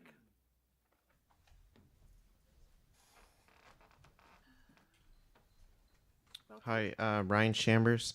I spoke about this the last meeting, and I remember it being very obvious. Anyone could look at these numbers and just know that we're pretty low, okay? But I think we could do a lot of things to improve it. Like charter schools like Aspire we talked about last time. They have Collab Day every Wednesday. Okay, so it's good because it gets the teachers together and they kind of discuss what works and what may not work. And I feel like training in general is very important. I, as a sub for Modesto City Schools, have never received training on either Common Core or Wonders. And as a student at CSU Stanislaus, they haven't trained me on it either. I think also because I may not work for Modesto City Schools if I graduate from CSU Stanislaus. Every single district uses different curriculum, so I don't think it should be taught in college. I think it should be taught to the teachers for that specific district, because you may teach in Wonders and then they may not teach for Modesto City Schools. They may teach in Salida where they use Eureka Math or something.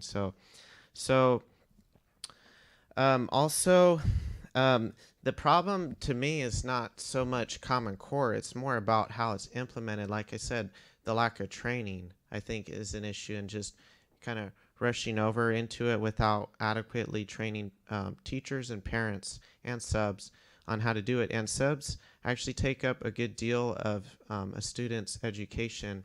About 6 months of a student's K through 12 education is from substitutes. So I do think it's important. So, I mean, here's one example also for why our reading scores are so low. When I worked at Tuolumne, the librarian told me that they have the third lowest reading scores in Modesto City Schools, and they're trying to bring it up. But then the problem is I see a lot of this stuff on here. It seems like it's more like PR based, and it's like we need to be focused on getting the scores up instead of just artificially getting the scores up. Like, we really need to be teaching these students. And what I've noticed is students like to pick the easy books, like the books they've seen a movie on before, or the books that are like, lower than their reading level, just to get, just to get easy points. Okay, so I think we need to fix that, really enforce the reading level thing, and have them pick harder books to keep challenging themselves to get better. And that's pretty much all I have to say. Thank you. Thank you. Any other comments from the public? Comments from the board? Right. Student Representative Jimenez. I'd just like to say, in relation to math, I've been tutoring the last 4 to 5 years in math, and I've heard a lot of complaints about the Common Core standards, not the Common Core in theory. In theory, sounds great. The way I've heard it best explained is we're teaching kids, if you ask, let's say, a kindergartner, why is a fire truck red? Now you're asking them, what color is the fire truck and why? So it's red or it's yellow based on the environment. And in theory, that sounds great, but from what I've heard from the students and the teachers, it's that specifically in the math department is the curriculum is lacking. From teachers, I've heard the examples just aren't good enough, and some examples aren't thorough, and there aren't enough examples. Some of us lucked out. In my grade, we're still on the calculus statistics pathway, But for the other students, I know I've helped freshmen out, and I look at some worksheets in the integrated math, and I've never seen it before. And again, as a calculus student, you would be expected that I would understand this. And it's not that it's substantially difficult, but the material is just worded in a way that you wouldn't see it. And I'm sure we've all seen this if you have grandchildren or children that ask you, second graders even, I don't know what this means. None of us do. And it's just the curriculum is lacking. Thank you. Thank you. Trustee Walker? I will lean forward here. Most of what I'll do here is I like to talk to my fellow board members. Lighthouse study talks about a vision of expectations for students. I have high expectations. I believe our students can achieve high things. I have high expectations for our teachers. I believe they can achieve great things. I think part of our job is to hold folks accountable, and we're to be held accountable. That's a multi-directional pathway. We have a job to hold the district accountable. The district has a job to hold us accountable to be well representing of the community. We also have the job to hold the state accountable for what they're asking us to do while they're backtracking, and I'll come back to that in a minute. We have a strong shared belief. You also have to be data savvy. We have to understand that even though data may not be good, it needs to be used to direct improvement. And there's nothing good in this data. There really isn't. And I'm going to come back to what the state did in a minute, but I want to take a second because Ms. Williams, I love to have company. It's so lonely up here making this statement. And I agree, but what I will tell you is when you're talking about the Engage New York, it has now been renamed Eureka. The problem isn't that it's not aligned to the standards.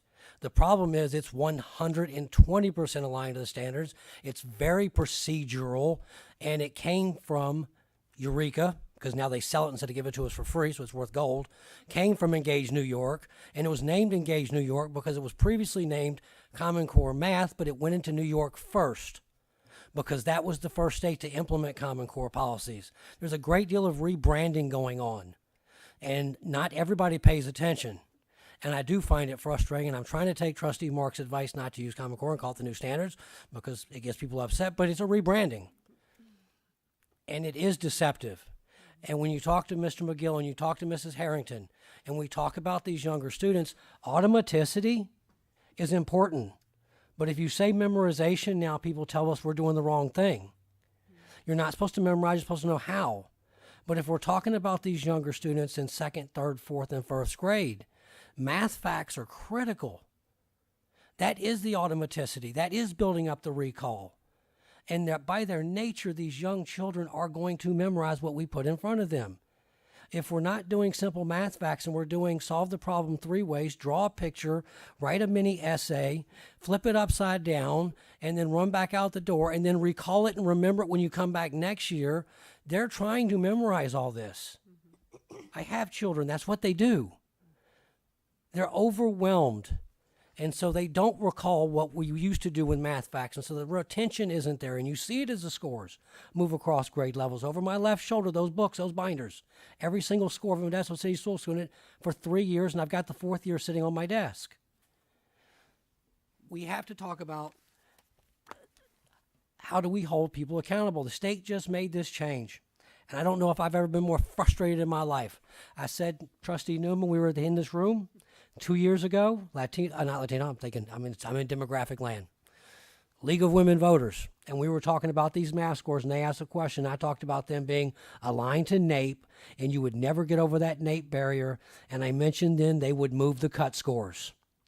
The state's hair's on fire on this issue. They held a special meeting. They brought a special group in, decided to technically adjust the scores. They don't know who this group is because they haven't identified the individuals. They don't publish the minutes, so we don't know what was done in this meeting. They come out, they adjust the scores. What is these numbers? They're over here. Because they're worried about County Office of Education being able to help us, I don't want their help. ELA, from 81 districts in trouble that last year, statewide, went to 169.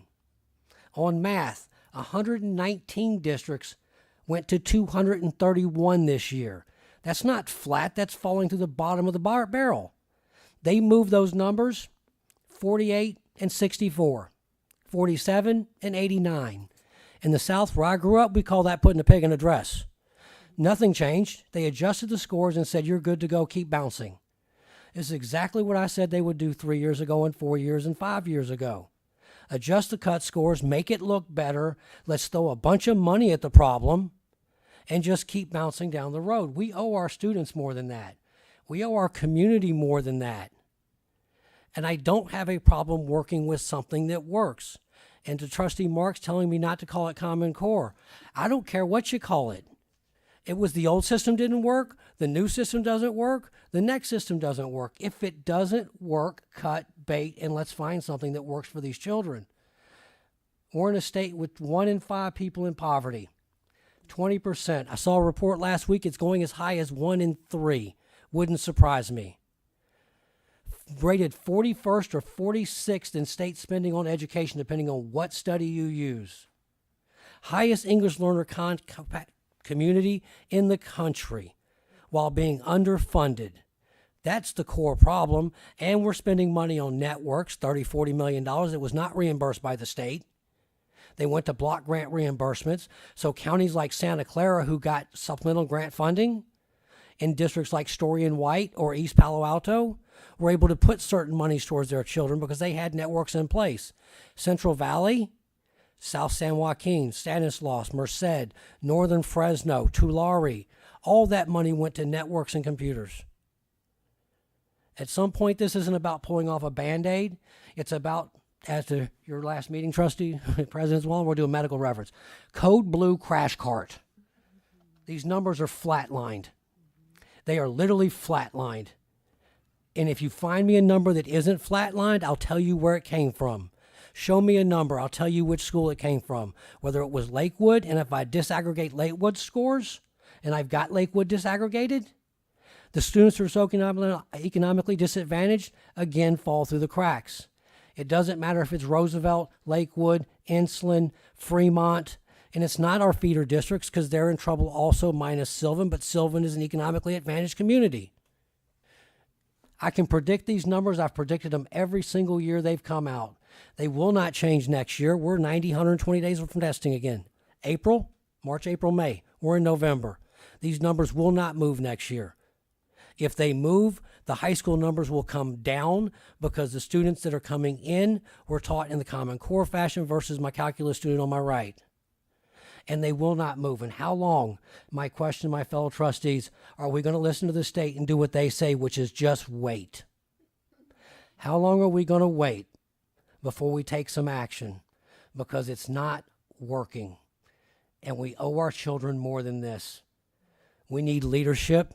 We need to stand up. And as a board, we have the ability to set direction, take a step back, and evaluate what changes need to be made. And aligning 100% to standards that are causing every community in this state to fall, and especially those who have economically disadvantaged populations, which we have, much larger than the state averages, we are going to get hit harder. And groups that are in the lower 5%, and when they start actually holding us accountable and start actually using the scores instead of ignoring them, will get interventions. I don't want to be one of those districts in the bottom 5%. Thank you. Trustee Newman? Thank you, Trustee Walker, for your passion about this issue. I appreciate all the hard work. He gave us, you've been doing a lot of extra work on the data, and I appreciate it. I don't always, we don't agree on some of the issues regarding particularly Common Core math, but I want to say there's a couple takeaways for me on these scores. The first is, this is not acceptable. This is not where we should be. This is not where, and I think Trustee Walker and I are in agreement on that. This is not where we should be at. But I would, the second takeaway is with regard to the math scores, particularly our high school math scores. They were poor and not anything to brag about before Common Core came in. The CST test scores were poor then too in math in our high school. In fact, they're kind of right in the same range, in the 20% range, as they were when I first came on the board. The CSTs were still in force, and so this is a mindset. That's my third takeaway. it's a mindset inside and outside the district, that there's students who for whatever reason they can't achieve, and I just disagree with that. I think, and I've seen kids that can work and do this, and so we have to, it's a mindset change, it's a cultural change inside and outside the district, and we have to be a force for that change. The LCAP should be the vehicle that does that, because we're trying to draw in the public.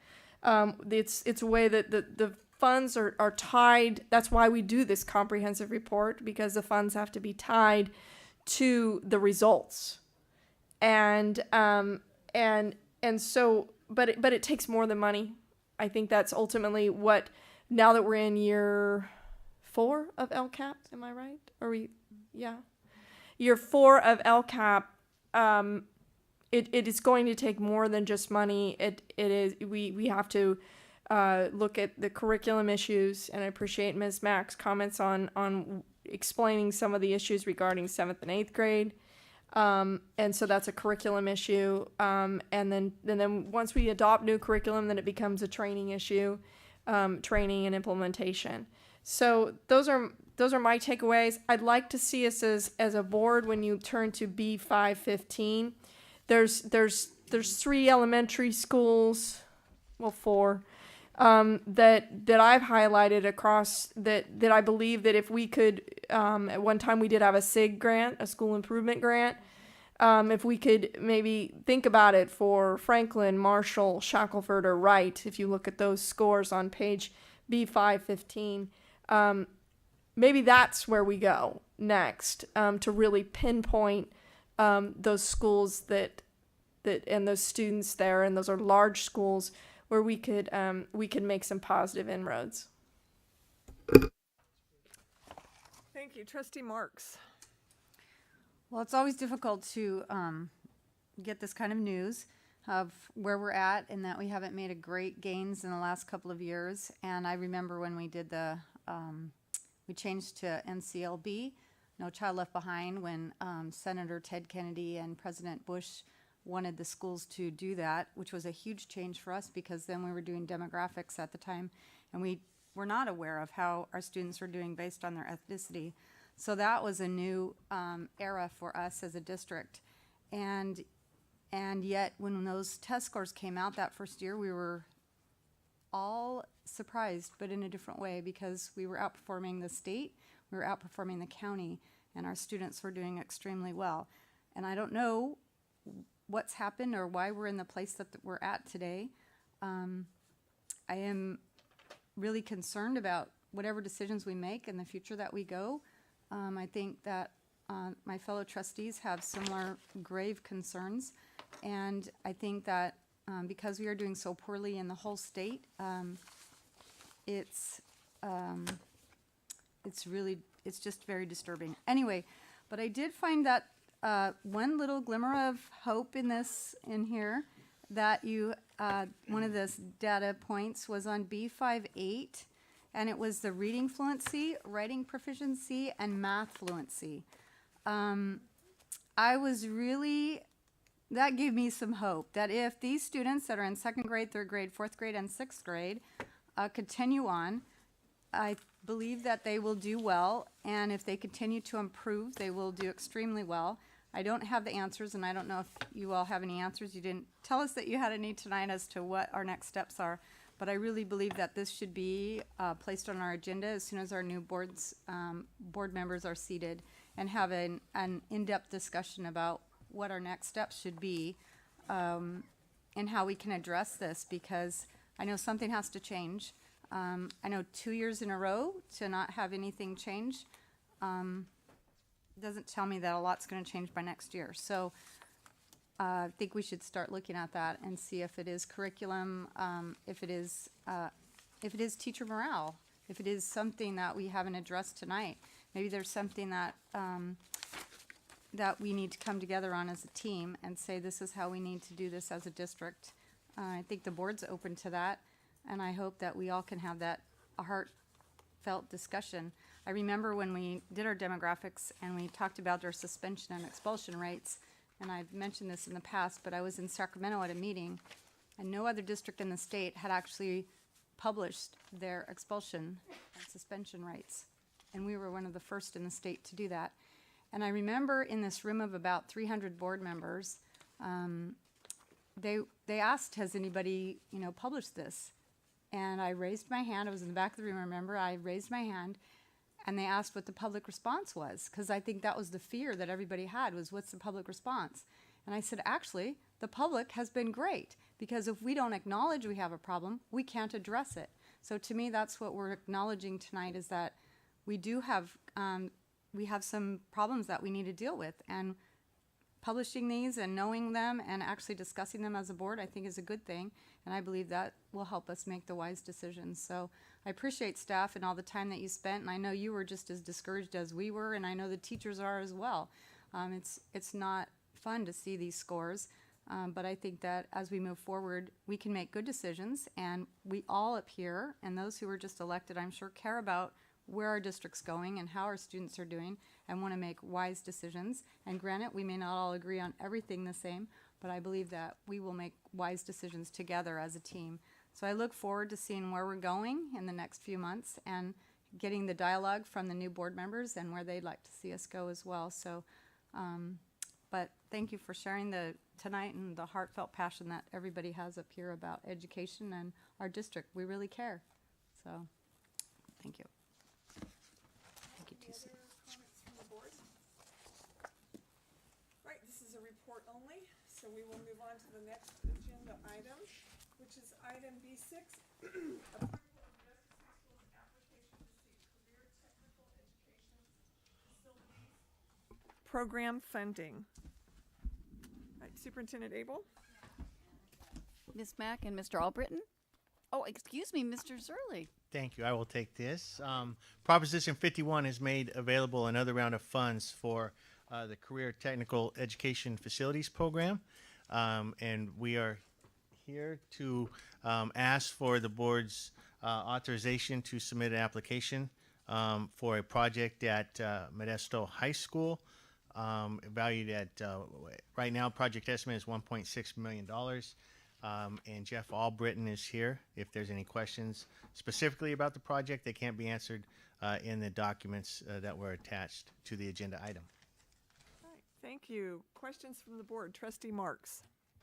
So I had some questions about how it was going to be funded. It said that it could be private industry, the school district, Joint Powers Authority. Have we gone through that to have any discussions about where we're going? Thank you very much. Jeff Albritton. We have not looked outside. We've talked to our local partners and things like that about getting support for it, and they're more than willing to offer their support. We've not received any financial offers to help us make that match. So if at some point, does it come out of our general fund? Does it come out of another fund?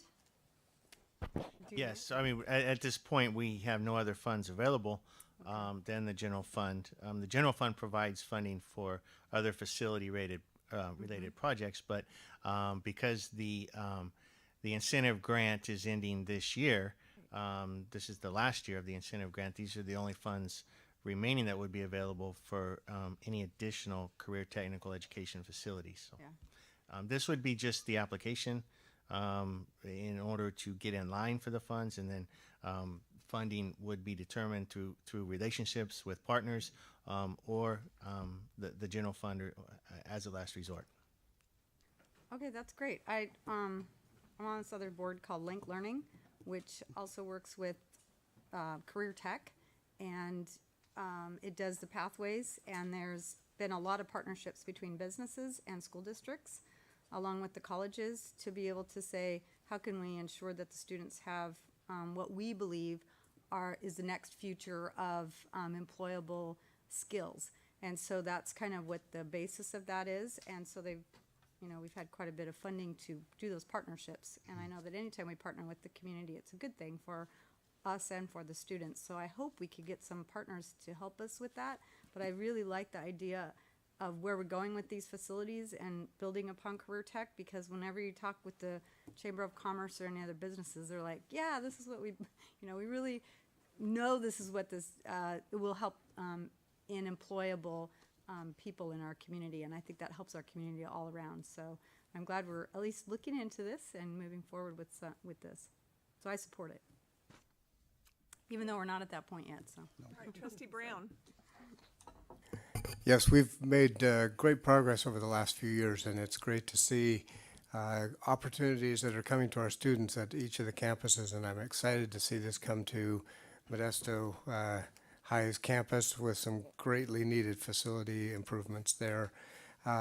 So the CTE funding that we've had over the last 5 years through the grant programs, have they also required participation from the community and other resources to supplement what we've gotten in those grants, or is this something The new? CT incentive grant, no, was wholly a grant where we received 3 years of funding. We're in the middle of it, as Tim said.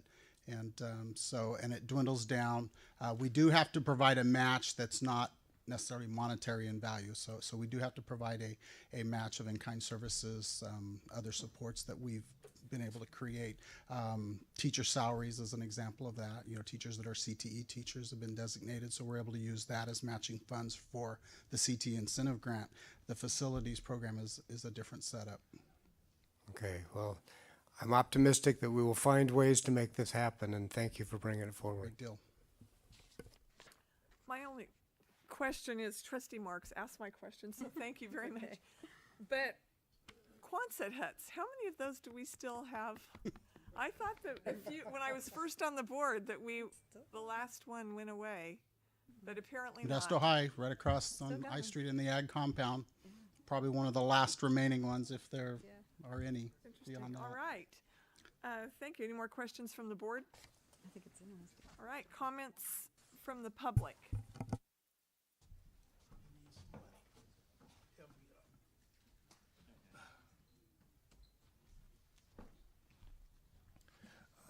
President, well, the funding, is this the last go-round for the funding of that particular grant? This particular grant was because in November 2016, the voters approved Proposition 51, which made available new funds statewide for facilities. That's what this particular grant is coming from, which unless the state passes another statewide facility bond measure in the future, this would be the last facility dollars available for CTE facilities. For 3 years? Is it 3 years or? No, this is until the funds run out. This is $500 million that the state has made available because of Proposition 51. And when it runs out until another statewide ballot measure is passed by the voters. Okay, so like she was saying, especially Mrs. Marks, do we have businesses that would be interested in helping us with, for us funding donations, like by March, they usually have all of their donations and things set forth. Have we talked to those individuals to see can we get that support from them? I know Mr. Albritton has a network of partners for the CTE program. I won't speak for him as to who he's talked to, but thank you. He's right here. I'll just add to that. Okay. Yeah. So,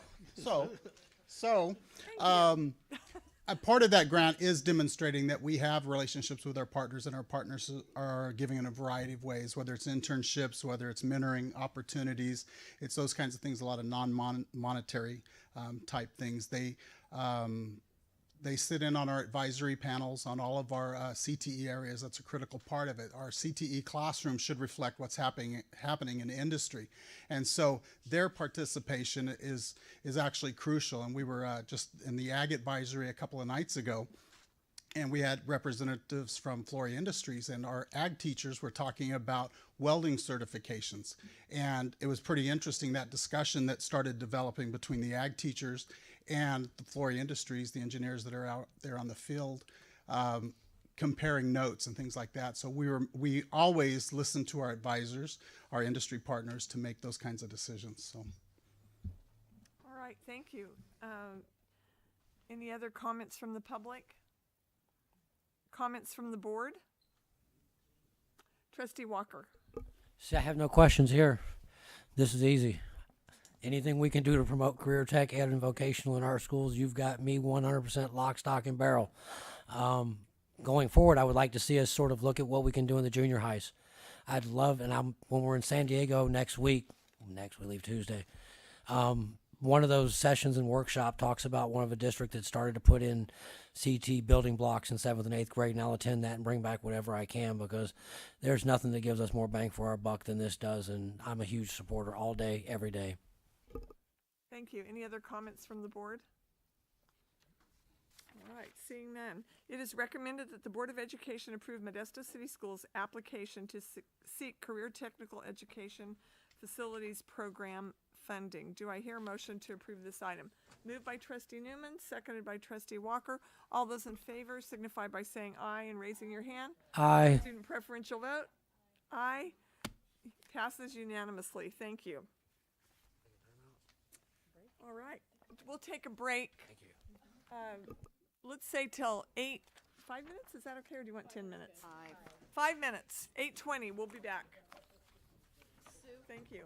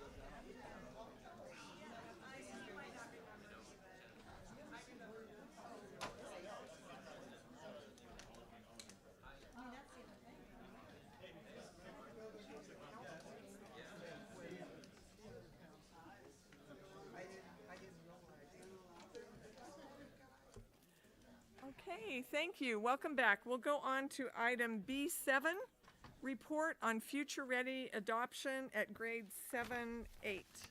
Superintendent Abel? Senior Director Godot will be making the presentation this evening. In our last report, we heard a need to support our junior high schools. Tonight, Educational Services will provide a report on future ready adoption for grades 7 and 8. The report addresses Vice President Newman's questions from the October board meeting. Senior Director Brad Godot is leading the ELA and Social Studies adoption and will present tonight.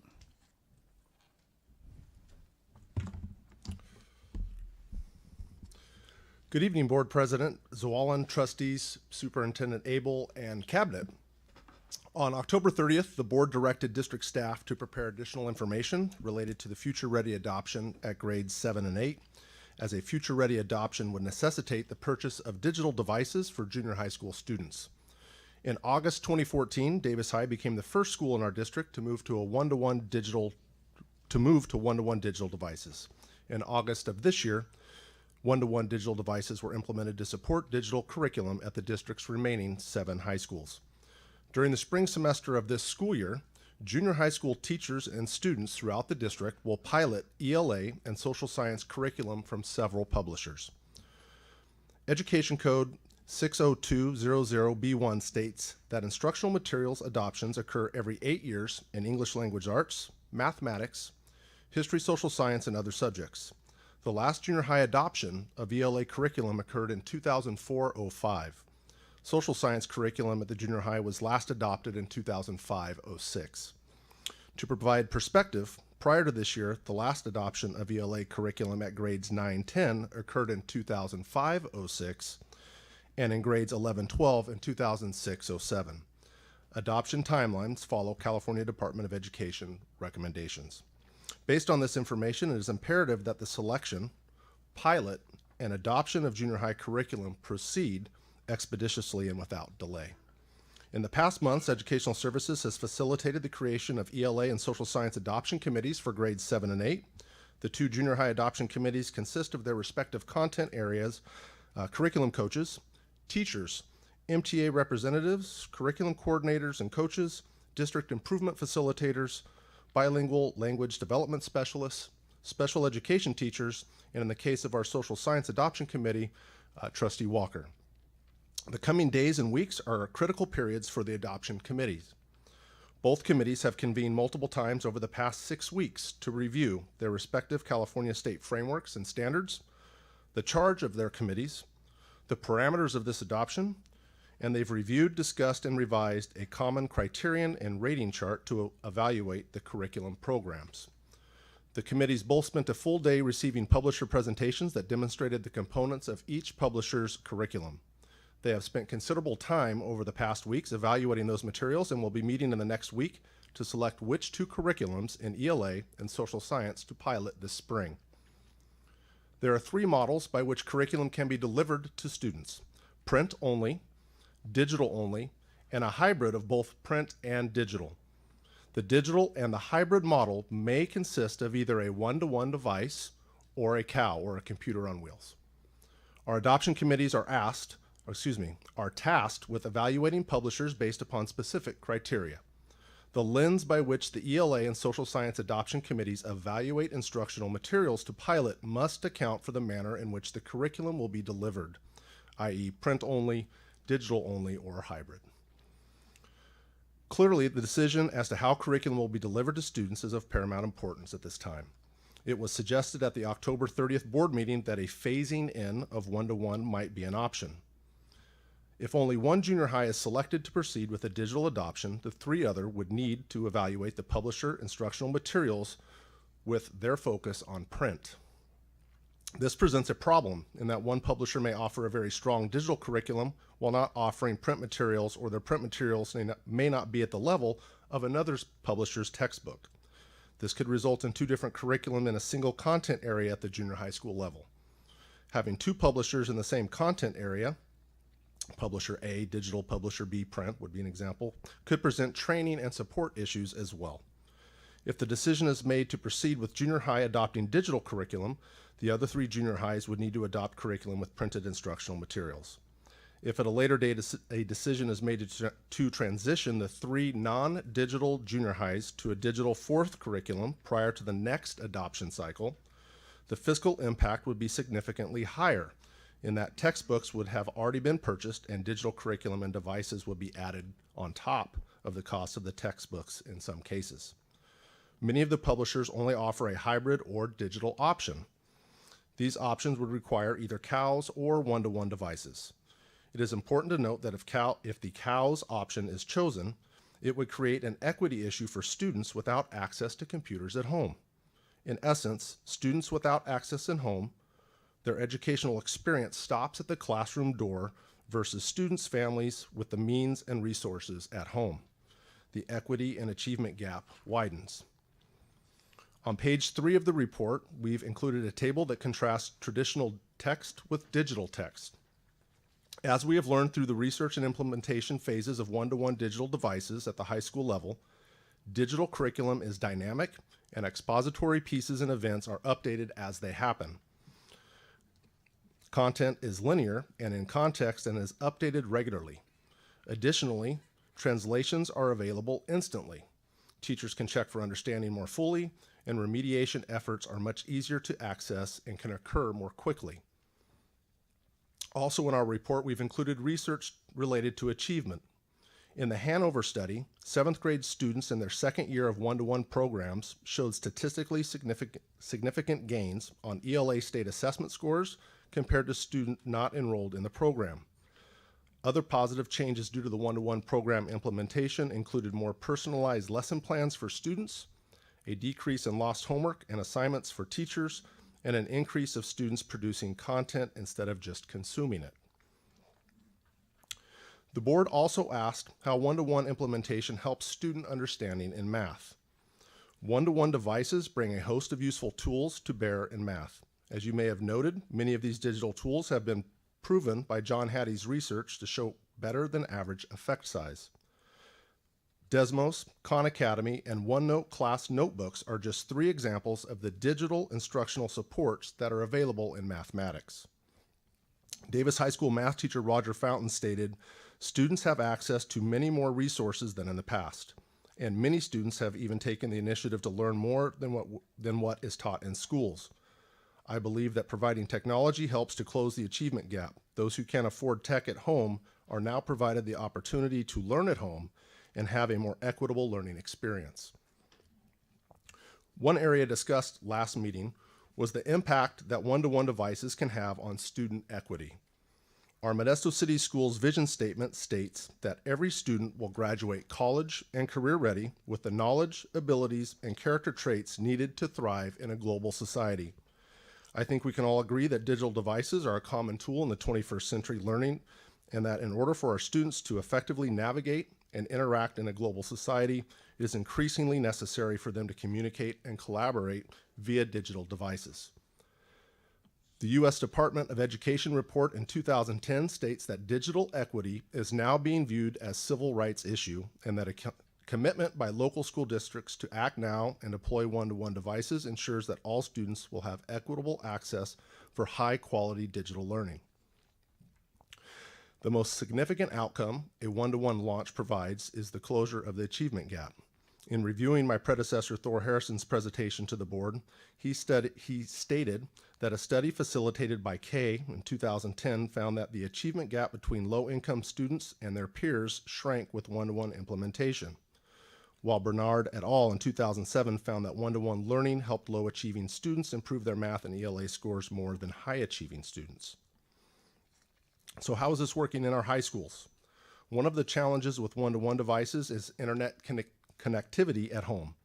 Schools have worked hard to help families take advantage of reduced cost home broadband programs offered to those that are socioeconomically disadvantaged. With the introduction of a digital device into these homes, along with reduced cost internet service, our most needy students and their families can have access to the internet.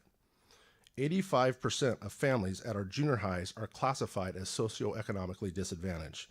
Most notably is Hanshot 97% and Mark Twain at 96%. I would like to highlight Davis High English and Avid Site Coordinator Joe Koski's statements that are included in this report. Public education is about equal access to high quality instruction and materials, which includes modern technological opportunities for students. Although quality instruction does exist without technology, technology can allow for enhancement through the classroom experience, individualized instruction, differentiation, and it can motivate learners. Devices with internet access also aid students in accessing information and tools that they may not have at home. She also states, my classroom assignments are accessible 24 hours a day. I can communicate with my students individually and collectively through a learning management system. When I have a sub, I can post video instructions directly to my students. I am able to better challenge highly motivated learners by giving them continual access to learning opportunities.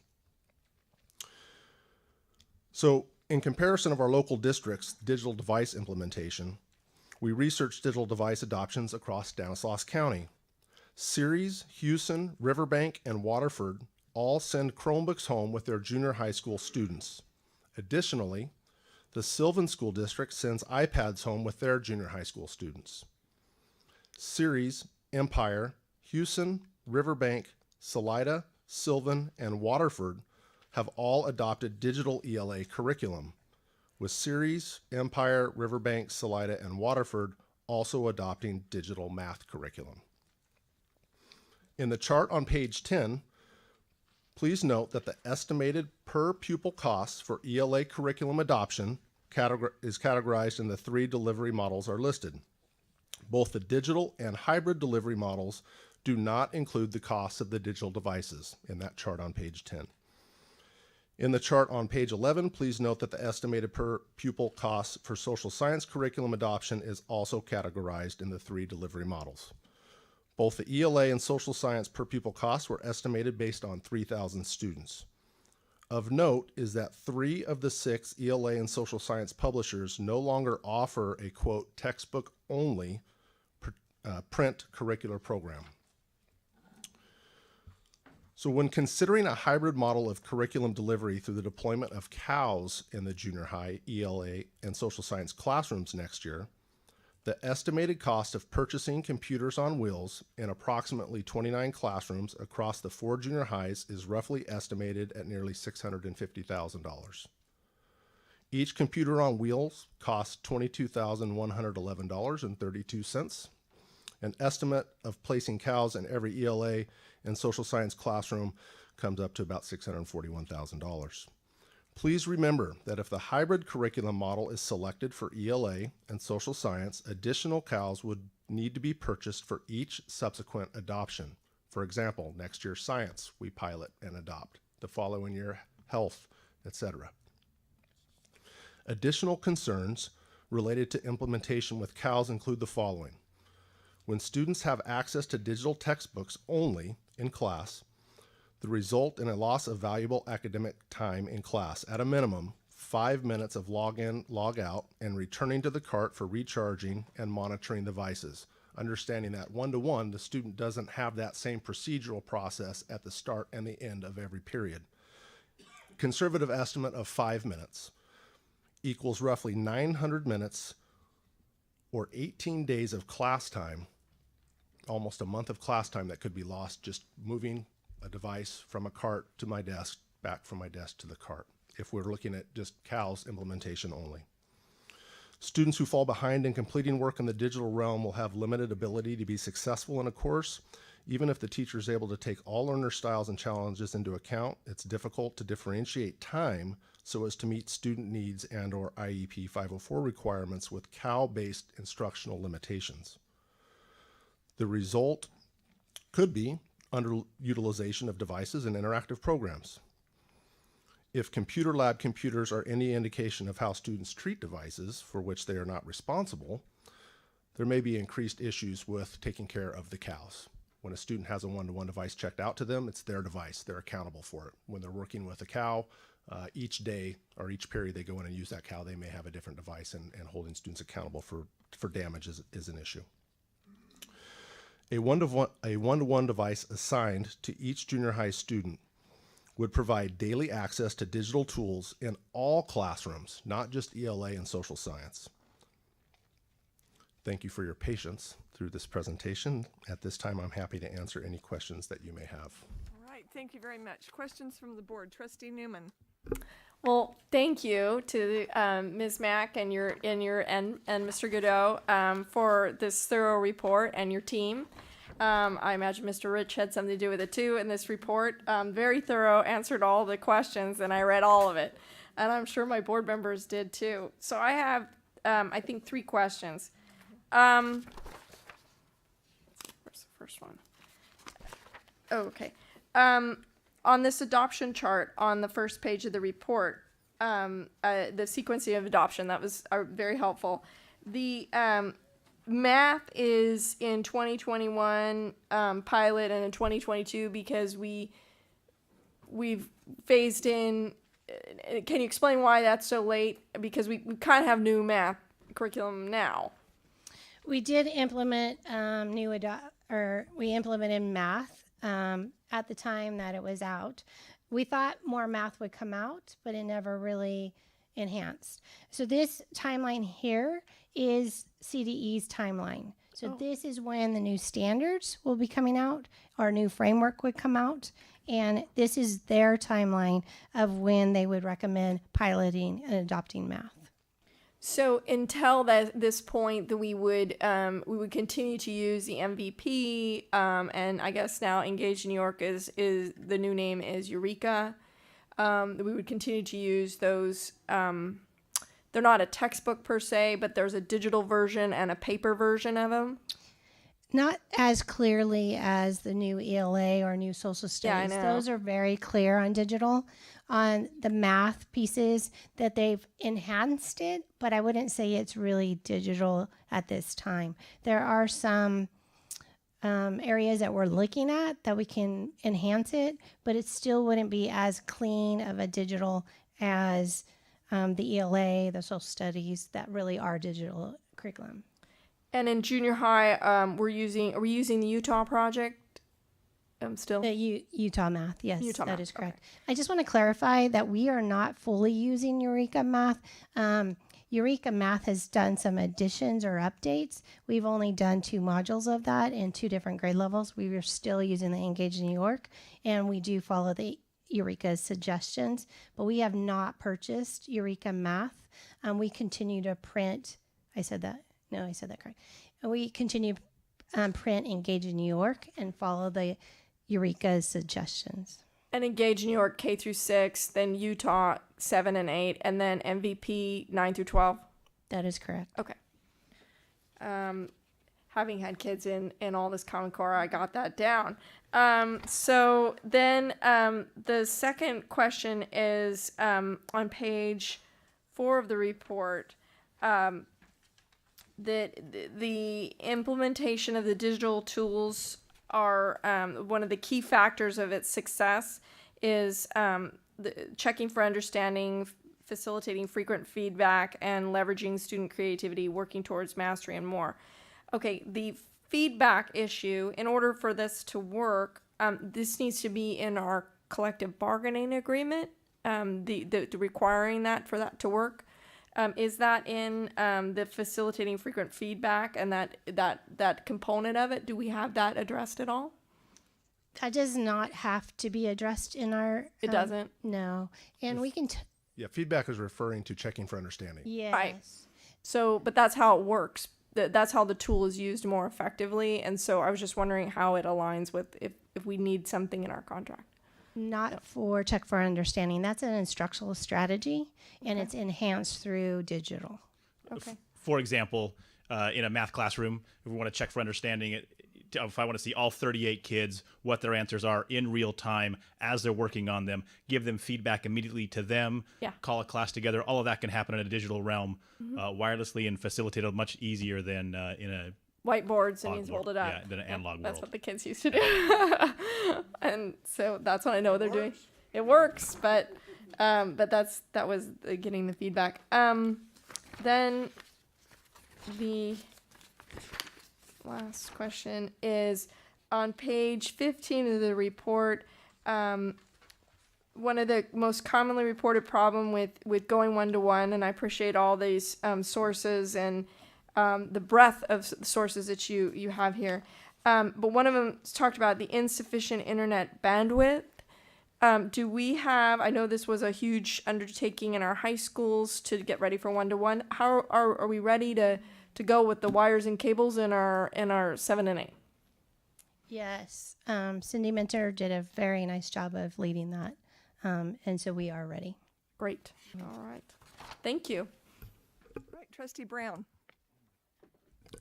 Yes, I was very interested as I read through this information to look for equity and opportunities for our disadvantaged students and from especially those who do not have the connectivity at home now.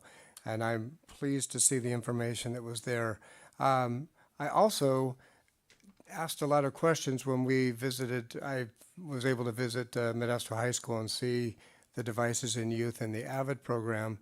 I was asking for some information that would help me understand more some advantages with the Smarter Balanced Assessment and looking at our scores.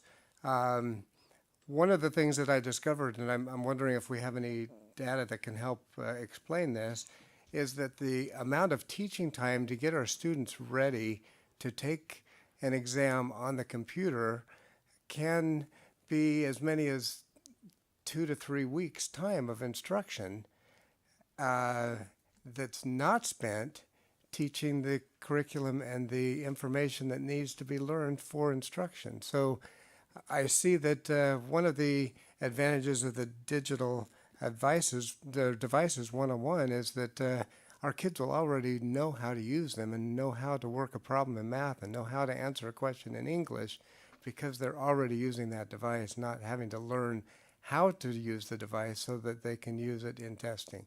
So I look at our gaps. I look at the fact that we are behind and falling in our 6, 7, and 8 years, and I see some great opportunity. Do we have data that is going to help us support that? I'd like to comment regarding the assessment that you were sharing. Our new ELA adoption has a wonderful assessment, and it aligns so much with the SBAC. The students are taking an assessment that looks like SBAC. We have not had that until this school year, so it would not be reflected in the test scores.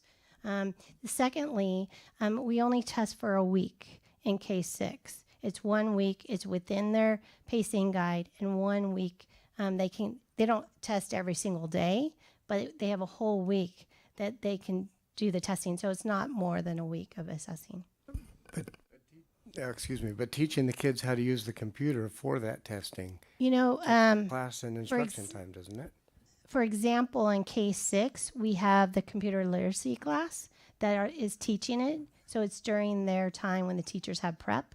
So it's not taken away from instructional time because they have a prep time. So the teachers aren't teaching that. The kids are already learning it through their computer literacy, which was a great addition to our LCAP. So that is not taken away from instructional time. So once they get the test, they do take the test in their classroom during that time, which is embedded in their pacing guide. So what I did hear, and I have to liken this to what my calculus program was compared to what's being taught in the high schools today. Calculus for me, we spent the first month learning how to use a slide rule. We learned how to use the tools, not how to do the math. And so I heard from the math instructor that so much of the math instruction time at the high school level had been spent teaching the kids how to do their math problems on a computer so they'd be ready for the testing.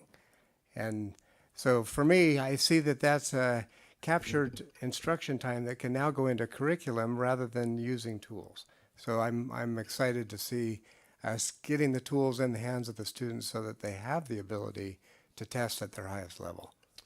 To comment briefly on that, also the efficiency of one-to-one versus CALS would also aid in the testing schedule at the junior high level with SBAC. Now we're looking at 3 to 4 weeks of rotating CALS and multiple hours, where if students have one-to-one devices, that time is truncated, considerably, which also provides for more time for instruction, more weeks of instruction. And to add to that, in the past, we started our SBAC testing in February, which did not give us as many days instruction. So that is affected in our assessment results. This last year we did in March. We're now moving it after spring break. So every year we have more devices, the more time we can give to instruction, which we really need for our test results, and then less time on testing in the end of the year. We'll still be able to get all kids through testing, but these devices are really enhancing our instructional time, which we really need to enhance these scores. All right, I'll just ask one quick question before we go on. Do teachers really spend a month preparing students how to take the test? Because in my experience, the young people know how to use technology way quicker than the adults. So that's a real good comment to make, that, hey, they're much more technologically savvy. They can handle this. Part of it has to do with the environment with which they're testing. So one of the things that students have to do is they're in a lockdown browser, which doesn't allow them to go to anywhere else for obvious reasons. So they can't access information that could help them with the test. So learning that environment, learning the tools that are available for them, learning how to manipulate or highlight a passage and then use that in their answer for an English test, all of that happens in a world that they're not familiar with as they're just texting or sending other messages. So having a prepared opportunity to do that all along their experience really benefits them when it actually comes down. It lowers that affective filter so that they're able to actually concentrate on the test and not on the function of it. So if they were taking the test on their cell phone, it would be We do awesome. quicker. Yeah. Yeah. Great. Okay, got it. That's what I thought. All right, Trustee Marks. So I have a question on, it's page 5, but B74, on the 3 different tools, the digital tools, Desmos, Khan Academy, OneNote Class Notebook. Is there an added cost to using these? Okay, they just they just have access to them. So Desmos is the adopted calculator for the SBAC exam, and with it they have these new activities that allow for some amazing feedback by the teachers. It is 100% free, and it will always be free. It's best leveraged when students have it in their hands. Khan Academy also is 100% free. A lot of us know that. They've got an amazing amount of tools there. And then OneNote Class Notebook is a Microsoft product that comes with our Microsoft agreement, just like when we have Word and PowerPoint. It is a free tool. Well, we pay for it, but it's part of the package that we already pay for, so there's no added cost to that. Okay, thank you. That helps. All right, Trustee Walker. Let's see. I might be slightly recovered. It's hard to tell. I guess at the end of the last meeting, I was looking for something that said it was something that wasn't all or nothing. And I feel like we've gone from all or nothing to all plus some and throw in math. Frustrating. Middle schools using these computers, I mentioned at the last meeting, we came out of the Sylvan District. Outside of the promotion ceremony, my happiest moment was giving that iPad back. We did math on the iPad in 7th and 8th grade, and we did courses on it. It was not fun. It was a distraction. It wasn't helpful.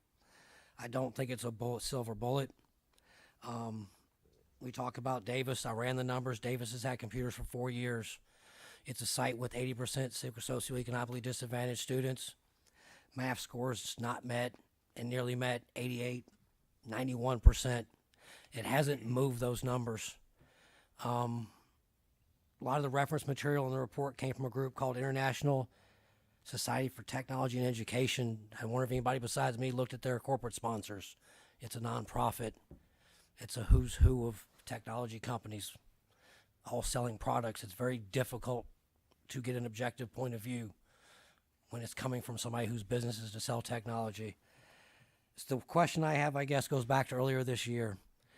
Back in May, we were talking about math. I had teachers talking to me, and I asked them where were the textbooks. And I was told that they took the textbooks out of the classrooms and took them away in math. Over the summer, I was contacted about textbooks being taken out of the classrooms in elementary schools and Recently, I've had other teachers tell me we were pulling textbooks out of the high schools as well. Is this all, or is this a only tool we're going to use? We could do the history program, and these have been phenomenal people I've worked with. Great 16, 18 hours with them. A couple of hundred of these, which is what we're putting in the classrooms. The bonus, 40 of these, which is the store-bought version. The teacher input on the big computers, to me, is where the bang for the buck is. When I was sitting there talking with these teachers and sort of learning, because I had to do a lot of learning. I didn't know what a DBQ was last week. Now I do. Right? The fact that the teachers could do these DBQs on these computers and set their time frame up and look at the essential question and do the vocabulary, that to me is where the bang for the buck is here. But that doesn't require thousands of computers. It requires 40 or 50. A couple of hundred of these. But the goal is to put every class and every curriculum on a computer. I'm going to be on the losing side here.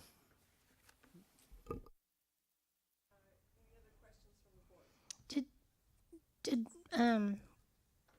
Trustee Walker ask a question regarding the textbooks going out? Yes or no? Yes. Yeah. I'm curious.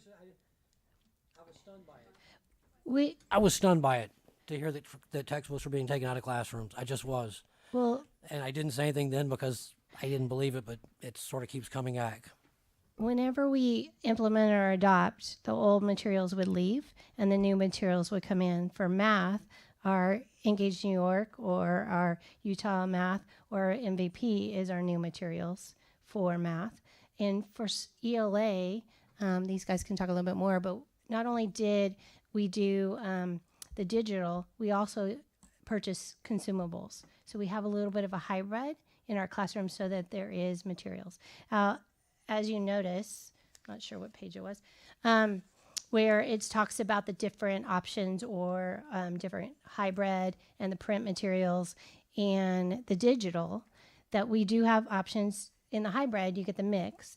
In the digital, you still, just like we did, purchase some textbooks, or we didn't just purchase digital is what I'm trying to explain for ELA. So we have the option depending on what the committee comes up with.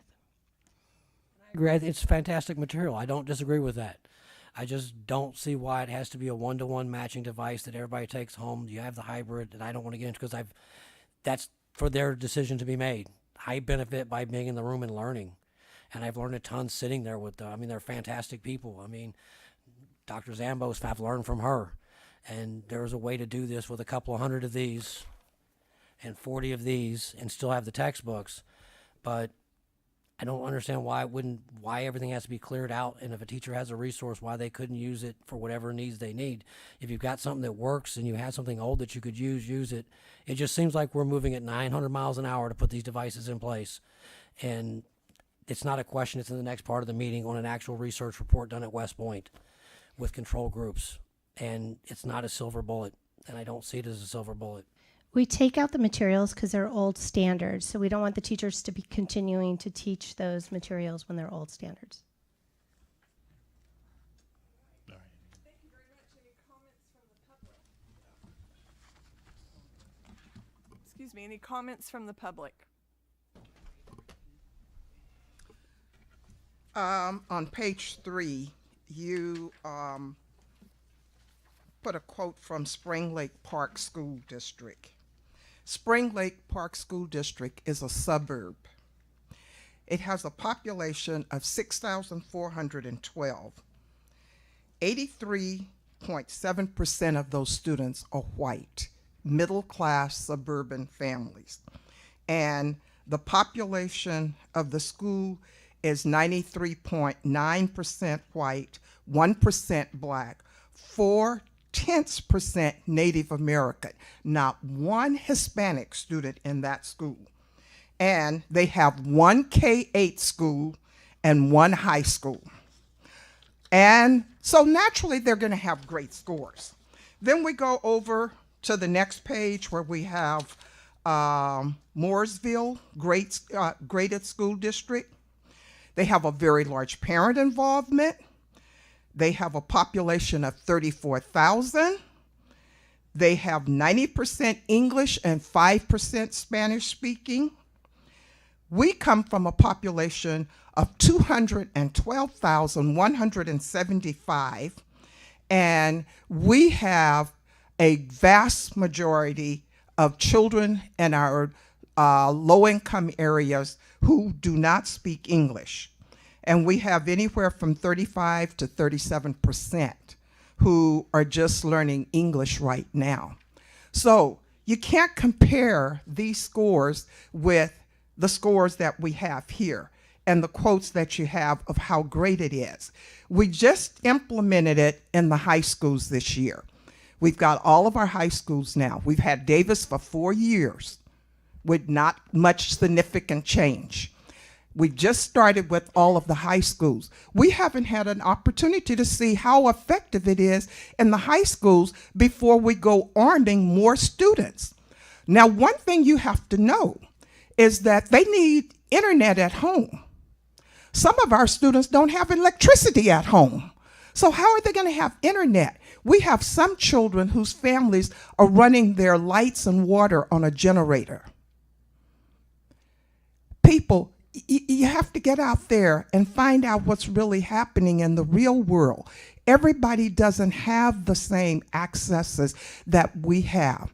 I agree we need to go with some kind of computer, but to arm every 7th and 8th grader with an individual tablet to take home, I think is an unrealistic goal for us to be getting and ventured in. It is a very expensive, costly endeavor to do that quickly when we just started with the high school and we have not had an opportunity to really study the effectiveness.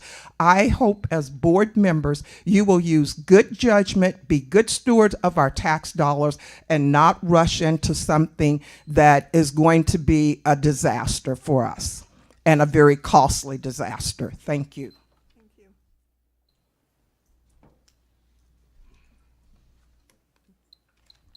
Good evening. Doug Burton on behalf of Modesto teachers. To me, the big takeaway from this report is found on B78 or page 9. It's the list of all of the other districts in the county that are using one-to-one devices. You'll notice there's only one other district in this county that's using Windows-based devices. And there's a reason for that. It costs a lot more. You've hired an army of technicians and you will continue to hire armies of technicians to support Windows-based products as opposed to going with Chromebooks. So that's something, I'm not saying you shouldn't go one-to-one, but I think you need to seriously consider how you do it. Thank you. Thank you.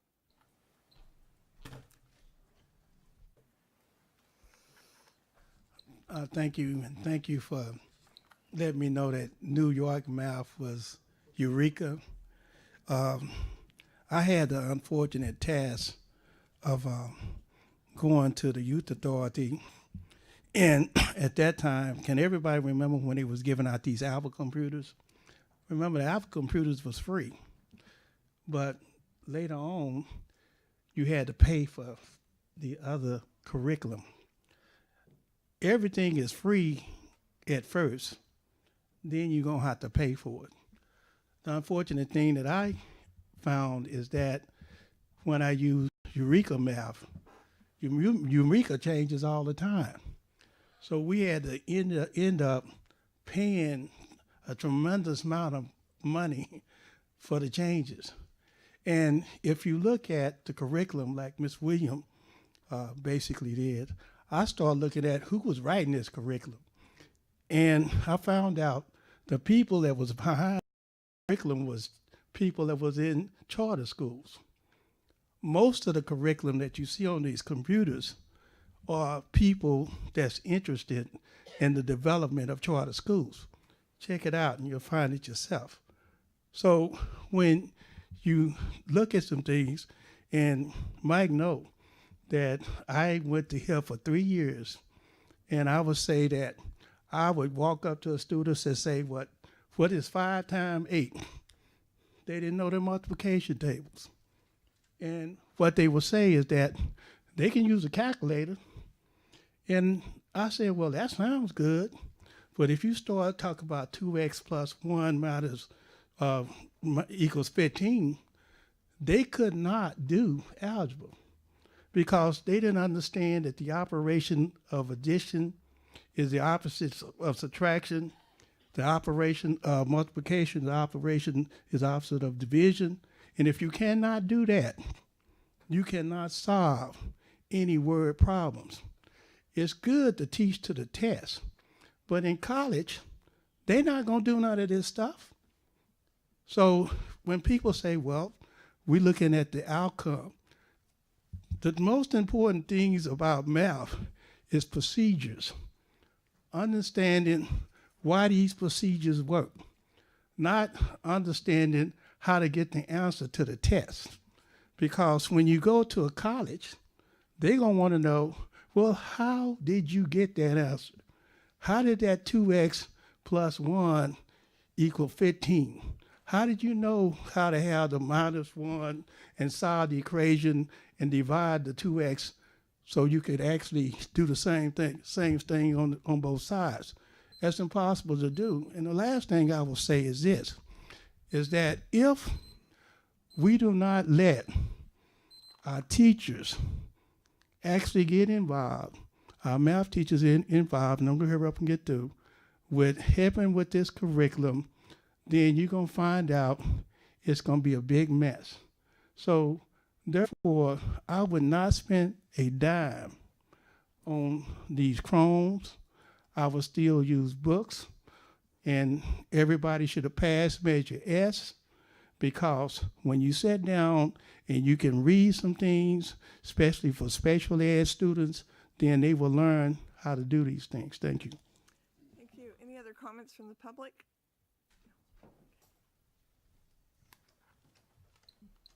Welcome. Good evening. I'm Jennifer Moreno. I have 2 children at Sonoma Elementary, and my 6th grader, Joaquin, is extremely excited to become a Loma Lancer next fall, and he's very excited to engage in some new digital curriculum. As a parent of a future 7th grader, I am hoping that you will vote yes to go one-to-one devices in junior high. Joaquin has had computer literacy classes at Sonoma, and this is a natural progression entering junior high to have one-to-one devices and to exercise the computer skills he's learned in an academic setting, but also to learn many new computer literacy skills as they're applied to the core academic areas.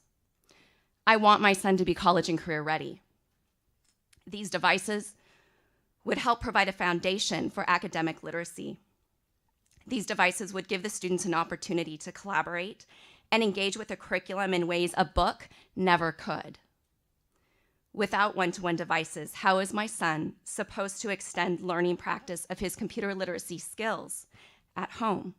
How will he be able to collaborate and engage with others to enhance his learning as well as theirs when the technology gap is so wide? How much learning will he miss using the device for a possibility of one day? That is assuming that a teacher will be able to use the device more often than a book. Neighboring districts have adopted that one-to-one device in middle schools, and many of those students will be sitting next to my son, as well as many other MCS students in high school classes. Will he and other MCS students be at a disadvantage? Knowing that the high schools are one-to-one, I want my children and all others to be prepared by experiencing learning how to best use the computer at school and at home. Why would I want him to be 2 steps, giant steps, backwards? Thank you. Can I have her leftover time? Okay. Hello, everyone. I'm Amy Phillips. I'm a teacher at La Loma Junior High.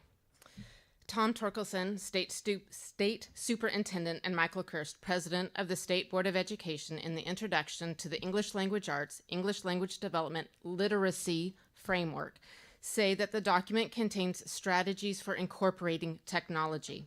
The framework, the guiding principle of literacy instruction in California, later states that California students will use technology and digital media strategically and capably.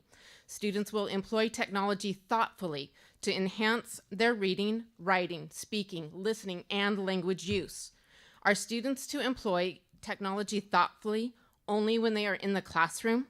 Does this sound like we are preparing all students for success in this, their century? Am I to tell my students, our children, our future, that they are to come to class prepared, having read or researched the material under study, speaking and listening standard number 1, without giving them access to research the material outside of class time? So many publishers are creating opportunities within their programs for student-initiated, self-directed further study. Are these opportunities to be available only to students whose families can provide access? If I send a book home with a struggling reader, will they hear any of the selections professionally read with appropriate syntactical chunking? No, they will not, and the students don't need internet to hear that. If I send students home with the ability to listen to these selections multiple times, they will be prepared to participate in classroom discussions the next day. But again, these opportunities need to be available to all students. The one-to-one initiative clearly aligns with and supports the student growth toward the LCAP goal number 1, action number 2, which is equitable access to technology. Am I to expect students to include multimedia components, speaking and listening number 5, when they only have 52 minutes of class time, minus, of course, the minutes to get the device in and out of a cart? Even with the best procedures implemented, precious classroom minutes will be lost when the students have to take that device in and out every day. And yes, my students use them every day. Am I to tell my students, our children, our future, that technology that is never farther away from me than my watch is only available to them when they're in the classroom? Why are we expanding the digital divide instead of shrinking it? Am I to tell them that even as we, as a district, purchase the latest, the greatest, the best of ELA programs available, programs with the ability to scaffold the pacing, the audio, the video, of everything from Dr. King's dream speech or an interview with S.E. Hinton, but that information is only available to them while they're sitting in my classroom? Again, the one-to-one initiative clearly aligns with and supports student growth toward LCAP goal number 2, which is to increase the achievement to ensure college readiness. Why are we limiting our students instead of unleashing their potential? Thank you. Thank you. Any other comments from the public?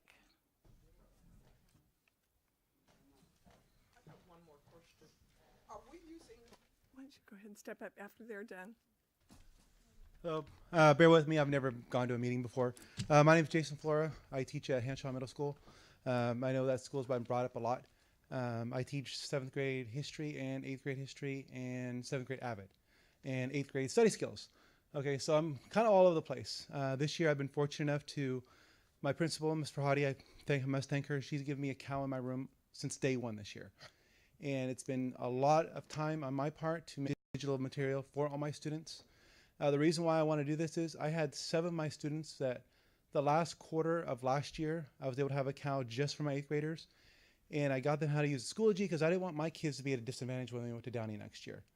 And 7 of them came back this year and said, Mr. Flora, thank you for showing us how to use this because I didn't feel like the dumb kid in class this year. I was able to show all the kids how to use these devices.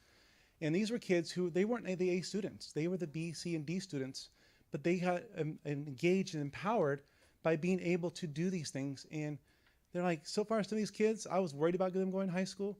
They're doing great because they already had the confidence walking in there. I've listened to some board's issues tonight. Chromebooks, yes, they're cheaper. We just had an incident last week. Google is down. So the only kids who were able to do something were the kids using our devices, because most of the kids, they use Google Chrome because they got used to that, slides, docs, whatever. But it was down for, I don't know, a couple days last week during some of my periods. But so the only kids who were able to work were the ones who had the Microsoft on there and they could save it to our OneDrive. Bear with me, I'm a little nervous. So, all right, we're glad you're here. It's a little more expensive. I understand that. But our school, like you guys said, 96, 97%, they don't have these devices at home. And I've been talking about my students every day. Here's what you might have next year. You mean I might have a computer I can use at home all by myself? I mean, I might have one. I'm like, yeah, they might approve one for you to take home and use. So I mean, I can type my stuff at home. And they're like, well, I got Wi-Fi hotspot on my phone. Sure, I can use that on your computer. So I encourage you guys to approve these devices, just anything else, just the equitable of it. If you want to come to my classroom, you're more than welcome to come to my classroom. Just my EL students alone, they never want to raise their hands a lot of times. But I can put discussion boards almost every single day. They walk in, they log into the computer. Every one of my kids in the class know how to log straight in. They go straight to the Daily Bell knowledge question. They answer it. I get amazing answers that I never, ever will get without digital. They will respond back and forth to each other, go back and forth, because I make it part of the thing. They have to reply to each other. And very rarely do they actually go off topic. Now they know I have land school and I can see what they're doing. But that's another subject. But overall, I just want to say that 7th graders, you guys spend a lot of money on educating, with the computer literacy programs. I can see the difference between my 7th graders. They know how to use the computers. My 8th graders, now that I'm doing it this year, use it or lose it. They're losing it. So you're paying all this money for these computer literacy classes. By the time they get to high school, they've lost all the stuff they've learned. So my 7th graders know more about how to use computers than my 8th graders, sadly. So I'm encouraging you to do it just because I see my kids every day and just how much more they're engaged with the computers. I cannot tell you enough how important it is that they need to have these things at home and in the classroom. So I had more stuff, but I'm nervous, so thank you. Thank you. Actually, if we could recognize some other people, since you've spoken before, I'd really like to hear just from want other to people ask about the in the audience. finances. Where is the finances going to come from? Last time we said that we would be looking at LCAP funds for next year, 18-19, and using those funds to purchase this equipment. I still need to know where the funds are coming from and what percentage of LCAP money will be used for that, and that was not answered. Thank you. Hi, I'm Barry Coates from La Loma Junior High. Dan asked me to share a few words. So one of the biggest concerns I hear tonight is that our math curriculum, the ability to get help outside the classroom. So one of the things, last year we had presentations by Alan November, and he showed students that are helping other students with their videos. And then I was camping that following summer, and there was a math teacher there, and he started telling me about his flipped classroom, about how he's posting his lesson. They were doing the lesson at home, and then they were doing the homework in school. And so I said, man, I have to try this. So I got Matt Ketchum to come over my room, and he showed me how to make videos on PowerPoint Mix. And so I post videos. So when I give a homework assignment, I attempt to make a video of it. And then the students can, if they need help with it, they can go home and watch the video and do their homework at the same time. So that kind of closes that gap of, not being able to get help. Tonight I was seeing how many students access their videos. I have 62 students in my Honors 8 class. I had 14 students so far access the video to see how they, for help with their homework. Other ways I use the videos is for studying for a test. So I'll make a practice test and make a video. Sometimes we go to computer lab, and then the students can work independently at their speed and work for a practice test. It also works for students that are absent. I say, what was our assignment yesterday? So I said, well, the video's on Schoology, and so they can get themselves all caught up by watching the video and doing their assignment. And that also works for students on independent study. I did an unofficial survey today of my honors class. 31% said they didn't need to see the video because they got enough instruction in class. 13% were kind of flaking out, just didn't check. 15% said they didn't have a computer or internet at home. But if they had one of the devices, they could download the video at school and then take it home with them. 22% said they checked the videos all the time. So, let's see, 14, I think, 14 kids out of 60, so that's almost 25%, right? The other thing I do with the internet is Alan November also mentioned the use of edX.org. It's a website sponsored by combinations of colleges. I use this for extra credit. I've assigned 28 topics from the Introduction Algebra course. The topics parallel what we're covering in class, provide remediation and practice if the students want to take advantage of the opportunity. I also teach the Math 180 course at La Loma. This is our remedial class, in addition to the students' regular math class. So Math 180 students have computers twice a day. So I hear the clock. So I think if they had some one-to-one devices, they'd be able to complete more of the program than they do now. So thank you very much. Thank you. I just wondered if we could hear a response to the question. That's great. Yeah. Thank you very much. From Ms. Williams, question about the cost and percentage of LCAP funds. Do we have a response for that? Yes, currently for this year we have an LCAP budget of about $55 million. So if we look at the estimate on the next agenda item, or the annual lease payment, $877,185. So if you just want a percentage of that versus 55 million, you're looking at about 1.6% of the budget would be allocated to an annual ongoing lease payment for the devices. All right. Thank you. And thank you for your comments also. I didn't mean to cut you off. That was very helpful. Very helpful. Any other comments from the public? My name is Dawn Pitcock. I teach science at La Loma Junior High, and kind of sad that science was left out of the presentation. As you may know, we are in the middle of a 3-year planned rollout of the next generation science standards. During that time, very little of our current curriculum, for 7th grade at least, is going to be usable after the rollout is complete. In the meantime, we are working on new units and creating those ourselves. And our learning management system, Schoology, has proven to be very helpful to us in making sure that all of the materials that we create are available to all of our students through the use of COWS. Very shortly, that's not going to be enough for our students. As I mentioned earlier, very little of our current curriculum is going to be able to be used for the new standards in the 7th grade. And those students are going to need to be able to access materials outside of the classroom in order to complete assignments, etc. So the one-to-one devices are going to be very helpful to them in terms of being able to access materials, complete assignments, etc. There's the added benefit to teachers, of course, like me, who like the fact that I can push a couple buttons and take assignments and put all the grades into PowerSchool without having to enter a new set of computations or grades or entering data.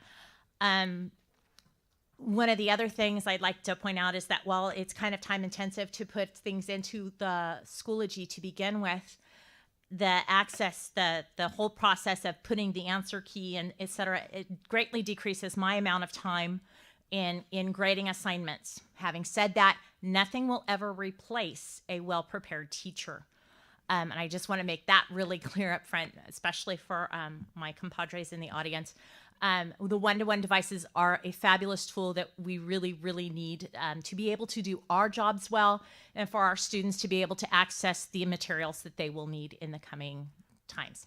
Thank you. Thank you. Any other comments from the public? Welcome. Good evening, Board. Dan Iverson, Principal of La Loma. What I'd like to share tonight is this issue we've been talking about of closing the achievement gap and how do we do that. The idea of one-to-one devices really takes us to a new dimension in bringing our parents on board, because once teachers are able to download their resources on the Schoology format, actually the parents can go there and view those classroom resources just as well as the students can. So if there are videos there and parents are trying to help their youngsters at home, they can view those. If a student loses a worksheet, they can download a new one, or it could even be interactive and they can just submit it right online. So it really does solve a lot with the equity issue in terms of all students having access to that. But to me, it's a huge thing in being able to say to parents who are struggling on how to help their son or daughter in school to say, hey, if you go online, get the code, sign up. We know PowerSchool is good. PowerSchool is a static process. All they can do is with PowerSchool, which is wonderful, is see the grades, see the missing assignments. With Schoology, they can actually go online and they can see the teacher's calendar, see the deadline dates for projects that are upcoming, what's due tomorrow. When the student comes home and say, hey, mom and dad, I need to go to my friend's house. Do you have any homework? No. Well, let's go check and see about that.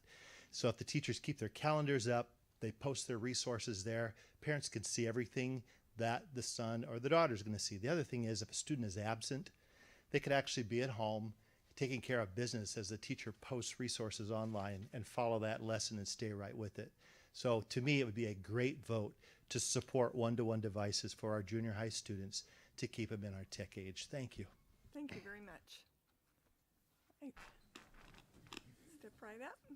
Welcome. I just want to, Janine Zambo, Modesto City Schools. I just want to make a couple of comments about things I've heard here this evening. About feedback, Mr. Rich very eloquently stated that students, you could look at a student's device and see what answers that they have and be able to do that.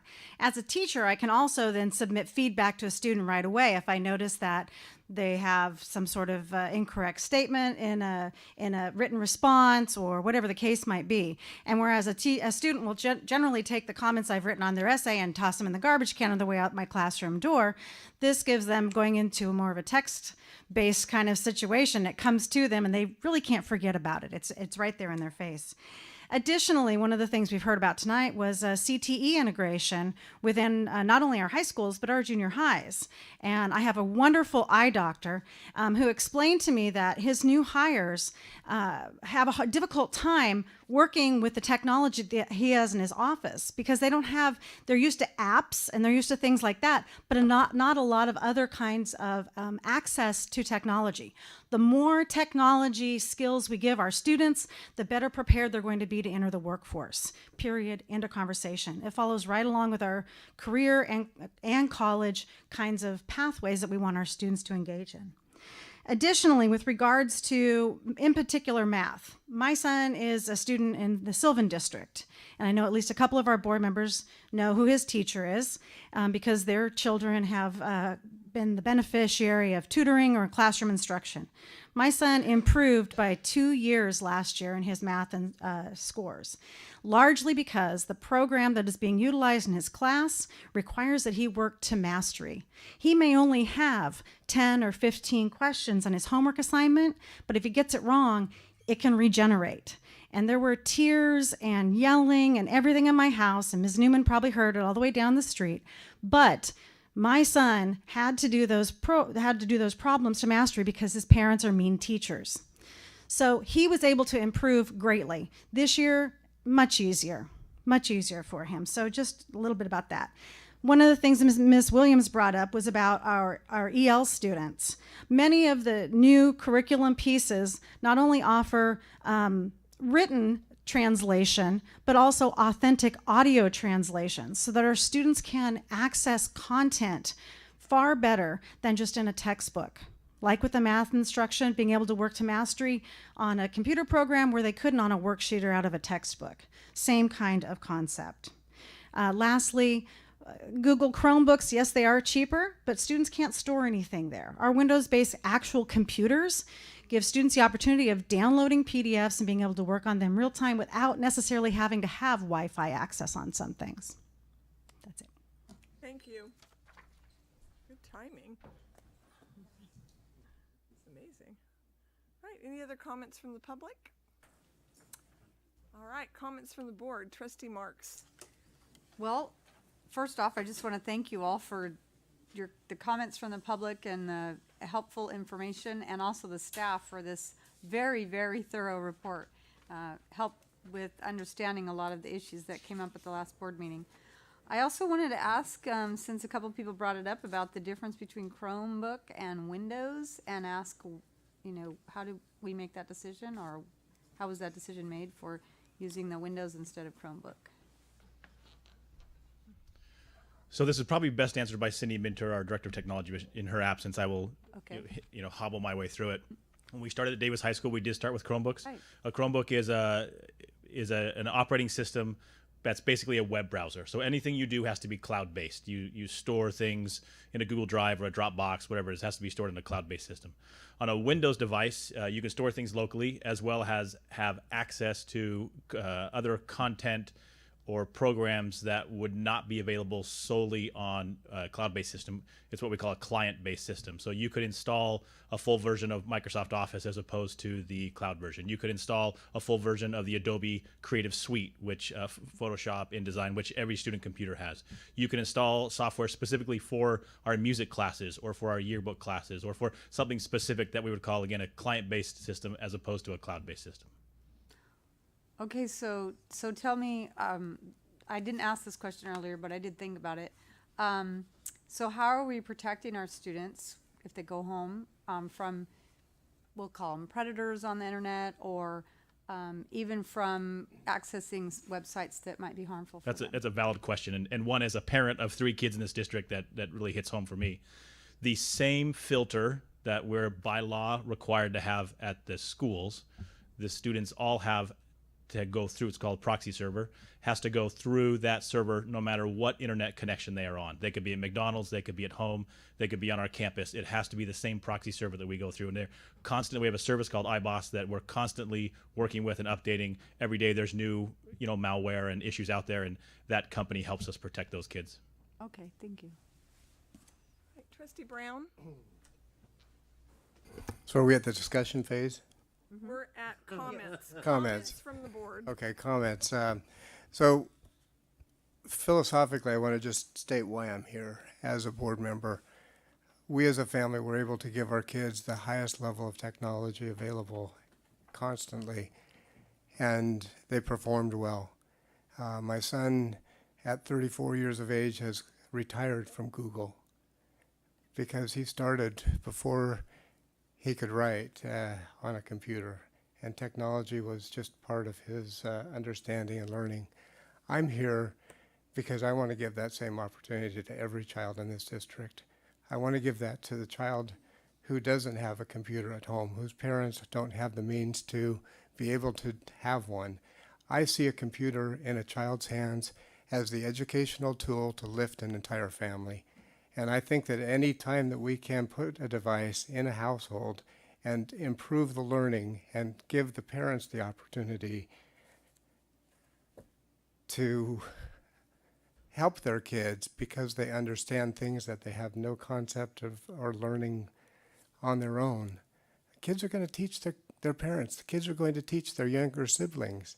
And we're going to see great things happen with every computer we send home with a child. So I think it's a huge risk for us to spend the amount of money that we need to. I think it's a huge risk to ask our teachers to each become totally proficient in teaching at the highest level with those computers, but I see great potential with our teachers. I see great passion in our teachers wanting to be able to deliver the resources at the highest level possible, and I see this is the way that we can do it. We have to invest in our kids. We have to invest in our families. We have to invest in the future of our community, and I see this as a very powerful way that we can do it now. Right, Trustee Walker? I just don't want to get misquoted because the newspaper spent about 6 months beating me up when I was running for office. Why is the guy that's an NASA civil software engineer against technology? I'm not against technology. It's a tool, not the tool. My concern here is we are rapidly moving towards the tool and the only tool. That's my concern. Always has been. As far as referencing Torlakson and Michael Kirst, if they're so fired up about this, tell them to cut a check because they don't adequately fund education in this state. 41st or 46th in the nation. They have not funded this new education rollout even close. They want to cut the check, go for it. I would still have concerns.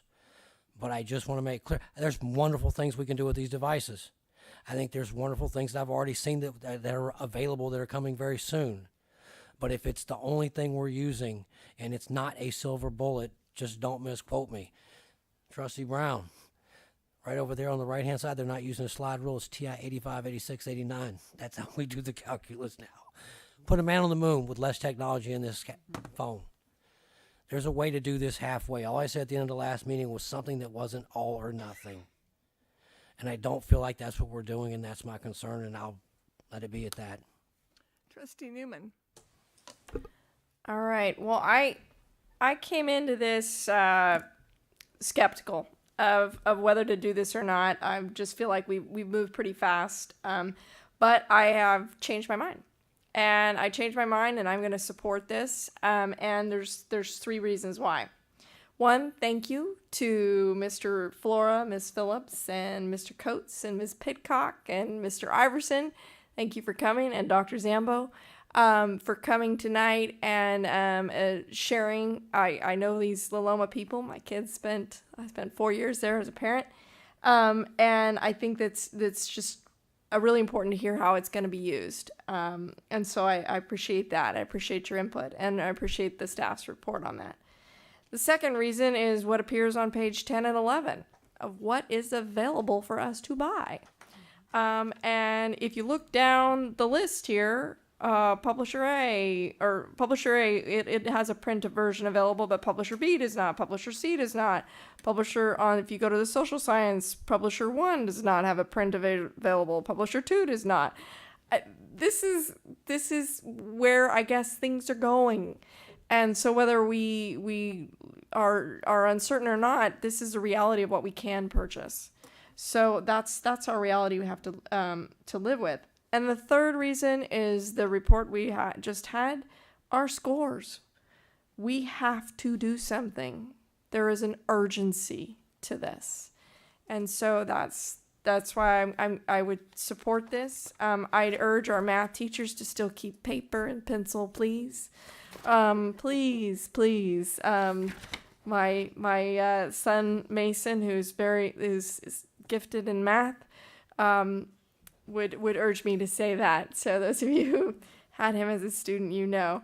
So I'm in favor of this. Right. Any other comments from the board? All right. This is a report. But the next one's a Rubber meets voting the one. road. Okay. All right. Report only. No action to be taken on that item. Next, we go to item B8. Approval. Thank you. Approval of state and local government master lease purchase agreement with Hewlett Packard Financial Services Company. Mr. Zerly will make this presentation. Thank you. And since Cindy Mentor could not be with us tonight, this is just a repeat of the agenda item that was at the last board meeting. The exact same agenda item was repeated for this one regarding the annual lease payment for the one-to-one devices for 7th and 8th grade students. I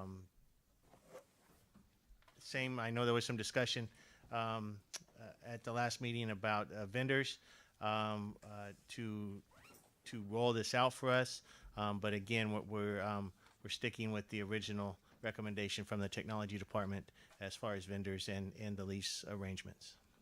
All right, thank you. Any questions from the board? Any comments from the public? Comments from the board? All right. It is recommended that the Board of Education approve the state and local government master lease purchase agreement with Hewlett Packard Financial Services Company. I have a motion from Trustee Newman, seconded from Trustee Grimbo. Preferential student representative vote? Aye. Aye. All those in favor signify by saying aye and raising your hand. Aye. Aye. All those opposed? No. All right. The motion carries 5-1 with our student also voting a positive. All right.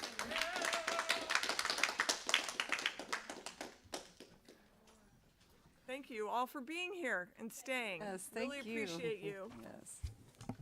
All right, item B9, approval of authorization to seek bids for 4 relocatable classrooms at Kirshen Elementary School. President Zwallen, actually the next 3 items relating to relocatable classrooms will be presented by Mr. Zerly, and it looks like maybe Mr. Orth as well. Yes, that is correct. We are we're very happy to bring these proposals forward. Staff has identified classrooms beyond their useful life at Kirshen Elementary School, Roosevelt Junior High School, and Downey High School for various reasons. And we're asking the board to replace those. And because we are at we're approaching capacity at those schools, we're asking for additional classrooms to be added. For example, the Kirshen Elementary School, we're replacing 2, but we're getting rid of 2, but we want to add 4, so it's a net gain of 2 classrooms at Kirshen. Again, this allows us the most flexibility for programmatic expansion or student expansion at that school site. Roosevelt Junior High, we're asking to let's see here. We're asking to replace 8 current classrooms and add 12, so a net gain of 4 at Roosevelt Junior High School. Again, that junior high school, unlike some of our other schools this year, has grown in student enrollment, and they are at their capacity, and we would like to add some additional space to Roosevelt Junior High. And then there are 8 portable classrooms at Downey, on the north end of Downey High School, only 1 of which is currently being used. And so we're asking staff to remove those and add 4 relocatable classrooms to the east side of campus, again, for flexibility, programmatic flexibility, and student flexibility. We will not be using any general fund dollars for this. Staff has identified funding sources of developer fees and redevelopment agency dollars that we have for both the elementary district and the high school district. These funds are designated for this purpose, for facilities purposes as well. And as mentioned by Superintendent Abel, staff is here if you have any questions, particularly for each one of those projects. All right, questions from the board. Trustee Marks.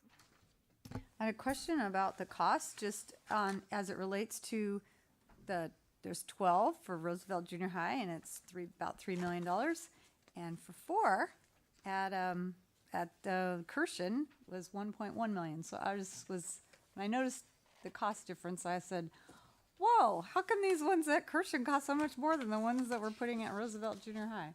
So I don't know if that's I just didn't know if there's a difference in what they actually are, and I don't know the difference. So maybe they're different than. No, the same portable type. Okay. At Roosevelt, we are there's a lot of demolition. We're demoing 8 classrooms out, and again, like Mr. Zerly said, we're installing 12 relocatable classrooms, and there's a value. The more you put in, the higher the value, and for square footage, and the more bang for the buck. So. Yeah, I figured you would have gotten a deal for all of these. Right. I just figured they'd all And be we like, are. okay, yeah. I mean, we still are. Okay. We're getting a bang for the buck here than if we bought a small number. Okay. And we're using the same type that we purchased for phase 1 at Burbank Okay. for those 2 portables. We're doing this a little differently than in the past. In the past, if we had 4 relocatables placed, you'd have 16 exterior walls. Right. We are now going to have 3 interior walls and 4 exterior walls. So there'll be a lower together. maintenance type of portable building than in the past. Okay. Okay, that makes sense. I hope the sound will be okay for the teachers that have to use those. So I have another question because I was here 20 years ago when we put these in. Okay. Oh, So I knew their lifespan was about 20 years. So here we are doing it again. I didn't know why we're not putting in something a little bit more substantial. I don't know how much the cost would be, but I've driven by these other schools in other cities and seen that they've taken out their portables and actually put in real non-relocatable classrooms. They put in real classrooms. And they're not wealthy districts, but they actually were able to do it. So I didn't know if they did that through a bond or what, but I just thought I'd ask. It's a great question. Since we're on this tonight. Oh, great question. There's a few factors.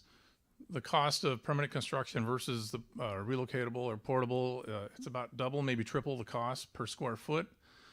And a lot of the old portables you see, and I see them, our district, older ones in other school districts during my travels, a lot of them were placed on native soil. That reduces the life expectancy 3-4 times. I mean, putting them on a correct foundation, a slab on grade like we're doing, doing the single exterior walls, and some of the other amendments that we live and we learn over the years. I've seen some at these sites that have been placed correctly, have concrete ramps in front or proper threshold and slab. You do a skirt around the exterior so you don't have irrigation hitting the building. You can do a lot of things to extend the life of one of these portables. So, If I may add to that, and we're also working with a set amount of funds that we have available. We don't have an infinite amount of funds or an amount of funds that is replenishing itself year over year. So Mr. Orth mentioned earlier about best bang for our buck, and I mean, this is the way for us to impact the most amount of facilities, most amount of students with the dollars that we have. Okay. Well, thank you. Sure. All right, I trustee. won't be here in 20 years, but I'm just like thinking about it. These will be in great shape in 20 years. Never know. Trustee Newman? What is the expected lifespan of these units that we can say? Are we hoping to get more than 20 years out of them? As Mr. Orth states, it's really it's the foundation that decides the useful life of the building. I mean, I've been in districts that have 30+ year modular buildings, others that are 15 to 20 because a lack of a foundation. So it depends. I would guess 20 to 25 years would be our expectancy Right. for these buildings. And are we buying new or used? I know we've bought used before. New. New. Yes. Great. All right. Right, thank you. Trustee Brown?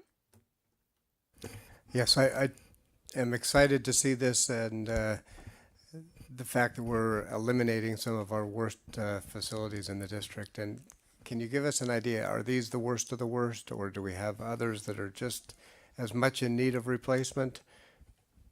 Yes, they are in that group of the worst of the worst. The two at Kirshen are, as we state here, they're portables. What we place now we call relocatables. Like this building is a relocatable. Those portables are the raised foundation you see with the steps. Those are the only two at Kirshen, so those will be gone, and we won't have any more of those at that campus. So we're being economical, killing two birds with one stone at that site, and we will have the whole site will be certified with relocatable buildings. We have apps buildings at Roosevelt. We have a wing of 2 wings of 3, and we have a very old relocatable room 38 in the back. So we're wiping all those out. So we're getting rid of the apps buildings. You've seen me bring projects to you on re-roofing and having to upgrade air conditioning in apps buildings. Those are built in the 50s. The ones at Roosevelt were built in 55, and some of those aren't certified, so we're going to get rid of those. So we'll clean up that whole south end of that campus. And as far as Downey goes, those 8 buildings, there's one, like Mr. Zerly said, is occupied. Room 140 has Mr. Addis teaching in that room. The other 7 are uninhabitable, I would call. They have to go. They're used for storage and various things, and they are, yes, beyond their useful life, is, to put it mildly. Again, another raised foundation with the metal steps that you've seen out and about. I worked at Downey in 1988, and those weren't there, but when I came back later as the head custodian, these buildings had arrived, and those may have actually showed up used, because those have been a maintenance nightmare for a long time. So they come in different sizes and shapes. Depends what site you go to. But when we go to a campus that has a space issue, we look at what's at this campus, and we're trying to do that purge that you're talking about. Sure. All right. Any comments from the public? Comments from the board? All right, we will go ahead with item B9. It is recommended that the Board of Education approve authorization to seek bids for 4 relocatable classrooms at Kirshen Elementary School. Do I hear a motion to approve it? I'll second. All right, moved by Trustee Brown, seconded by Trustee Marks. Preferential student vote. All in favor, please say Aye. aye and raise your. All right, passes unanimously. Go on to similar item B10. Approval of authorization to seek bids for 12 relocatable classrooms at Roosevelt Junior High School. Are there questions from the board? Comments from the public? Comments from the board? Seeing none, it is recommended that the Board of Education approve authorization to seek bids for 12 relocatable classrooms at Roosevelt Junior High School. Do I hear a motion to approve this item? Moved by trustee Grimbo, seconded by trustee Newman. Okay, next one. Preferential student vote? Aye. All those in favor signify by saying Aye. aye. And raise your hand. Passes unanimously. All right, B11. Approval of authorization to seek bids for 4 relocatable classrooms at Downey High School. It is, I just said that. Are there any questions from the board? Comments from the public? Comments from the board? It is recommended that the Board of Education approve authorization to seek bids for 4 relocatable classrooms at Downey High School. Do I hear a motion? So moved. Moved by trustee Marks, seconded by our student representative. All those in favor signify by saying aye and raising Aye. your hand. Aye. All right, passes unanimously. B12, approval of Modesto City Schools 2018-19 school calendars. Mr. Ridquist. Thank you very much. We have come to agreement with our bargaining units regarding the school calendar for the 18-19 school year. Before you for approval tonight is not only the school year calendar, but also the child development programs calendar. And so we have been in communication with our feeder schools. They're aware of this calendar 3 weeks ago, and that it would be coming forth to this group for approval tonight. Once it's approved, I will notify our feeder schools that it has been actually approved. So tonight we are asking approval for the 18-19 school year calendar and also for the child development program calendar. All right, thank you. Any questions from the board? Comments from the public? Comments from the board? All right. It is recommended that the Board of Education approve the Modesto City Schools 2018-19 school calendars. Do I hear a motion to approve this item? Moved by trustee Second. Grimbo, seconded by trustee Marks. Student preferential vote. Yay. All in favor signify by saying Aye. Aye. Raising your hand. Passes unanimously. B13, possible nominations for Modesto City Schools trustee to run for the CSBA Delegate Assembly for 2018. Y'all want to send me back again? Superintendent Abel. I got a gold pin this year. Well, this is another item that says possibly, so it's really up to the board to decide individually or collectively if they want to nominate someone. Understanding what the process is. I'll take another run if you want.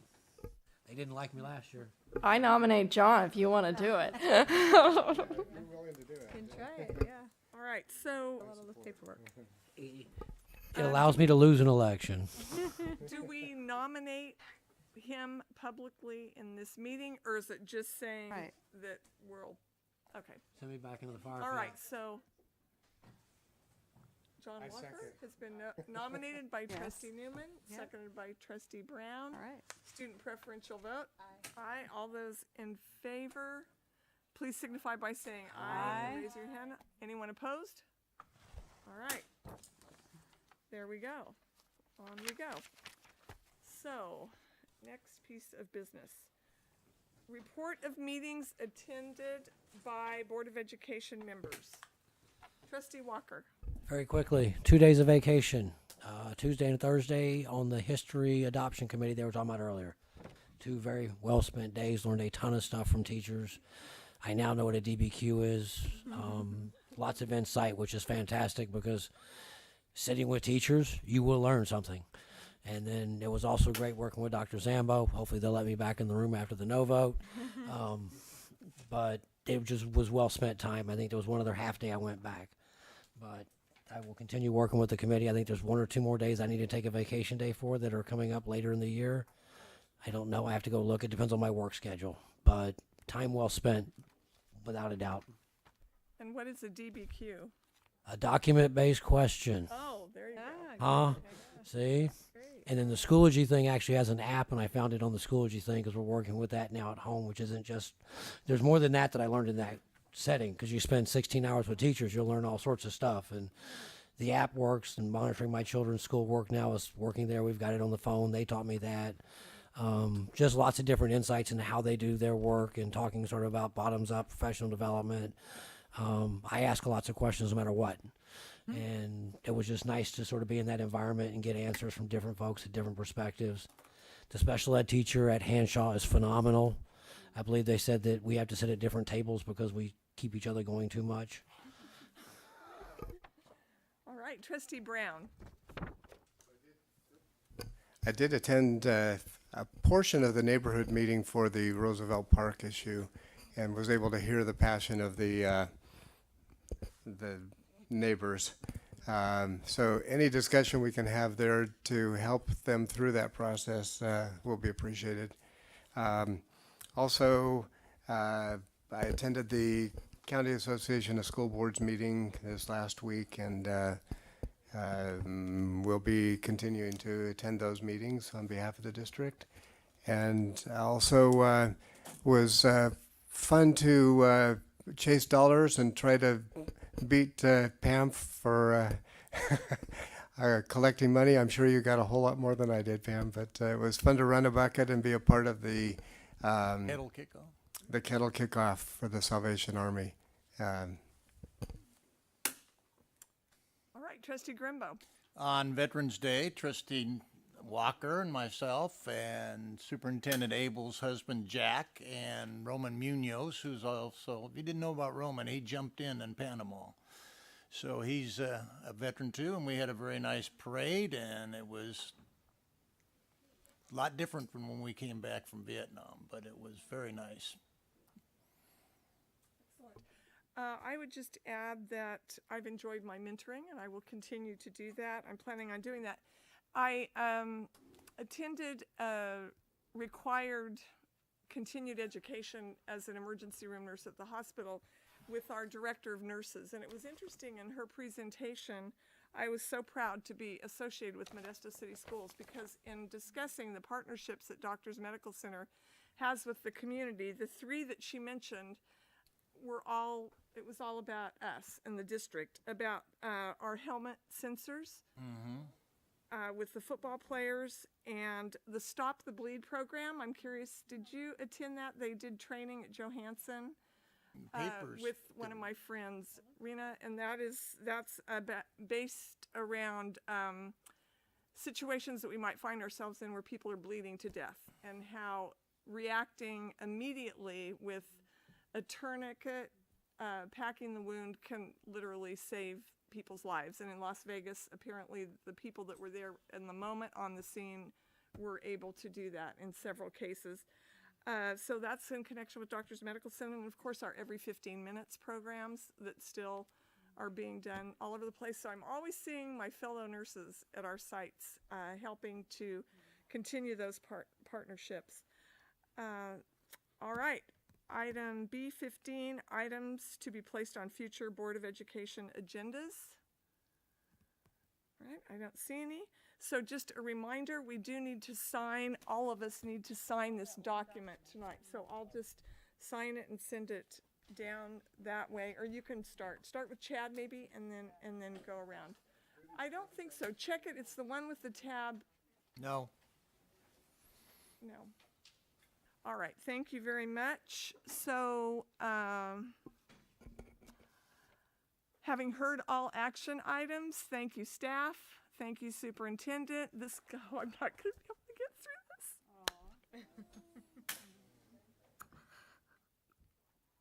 Thank So you, sorry. Sue, for everything you've done for us and I the didn't think leadership you'd react you've like shown. this. I'm so sorry. I'm not supposed to cry. I put my heart There's and no soul into crying it. in baseball. This concludes the meeting for this evening. Do I hear a motion to adjourn? Moved by Trustee Walker. Seconded by Trustee Marks. All those in favor? Aye. Do this. Aye. Thank you so much. Passed unanimously. Oh my. See what you have to deal with now, Mrs. West?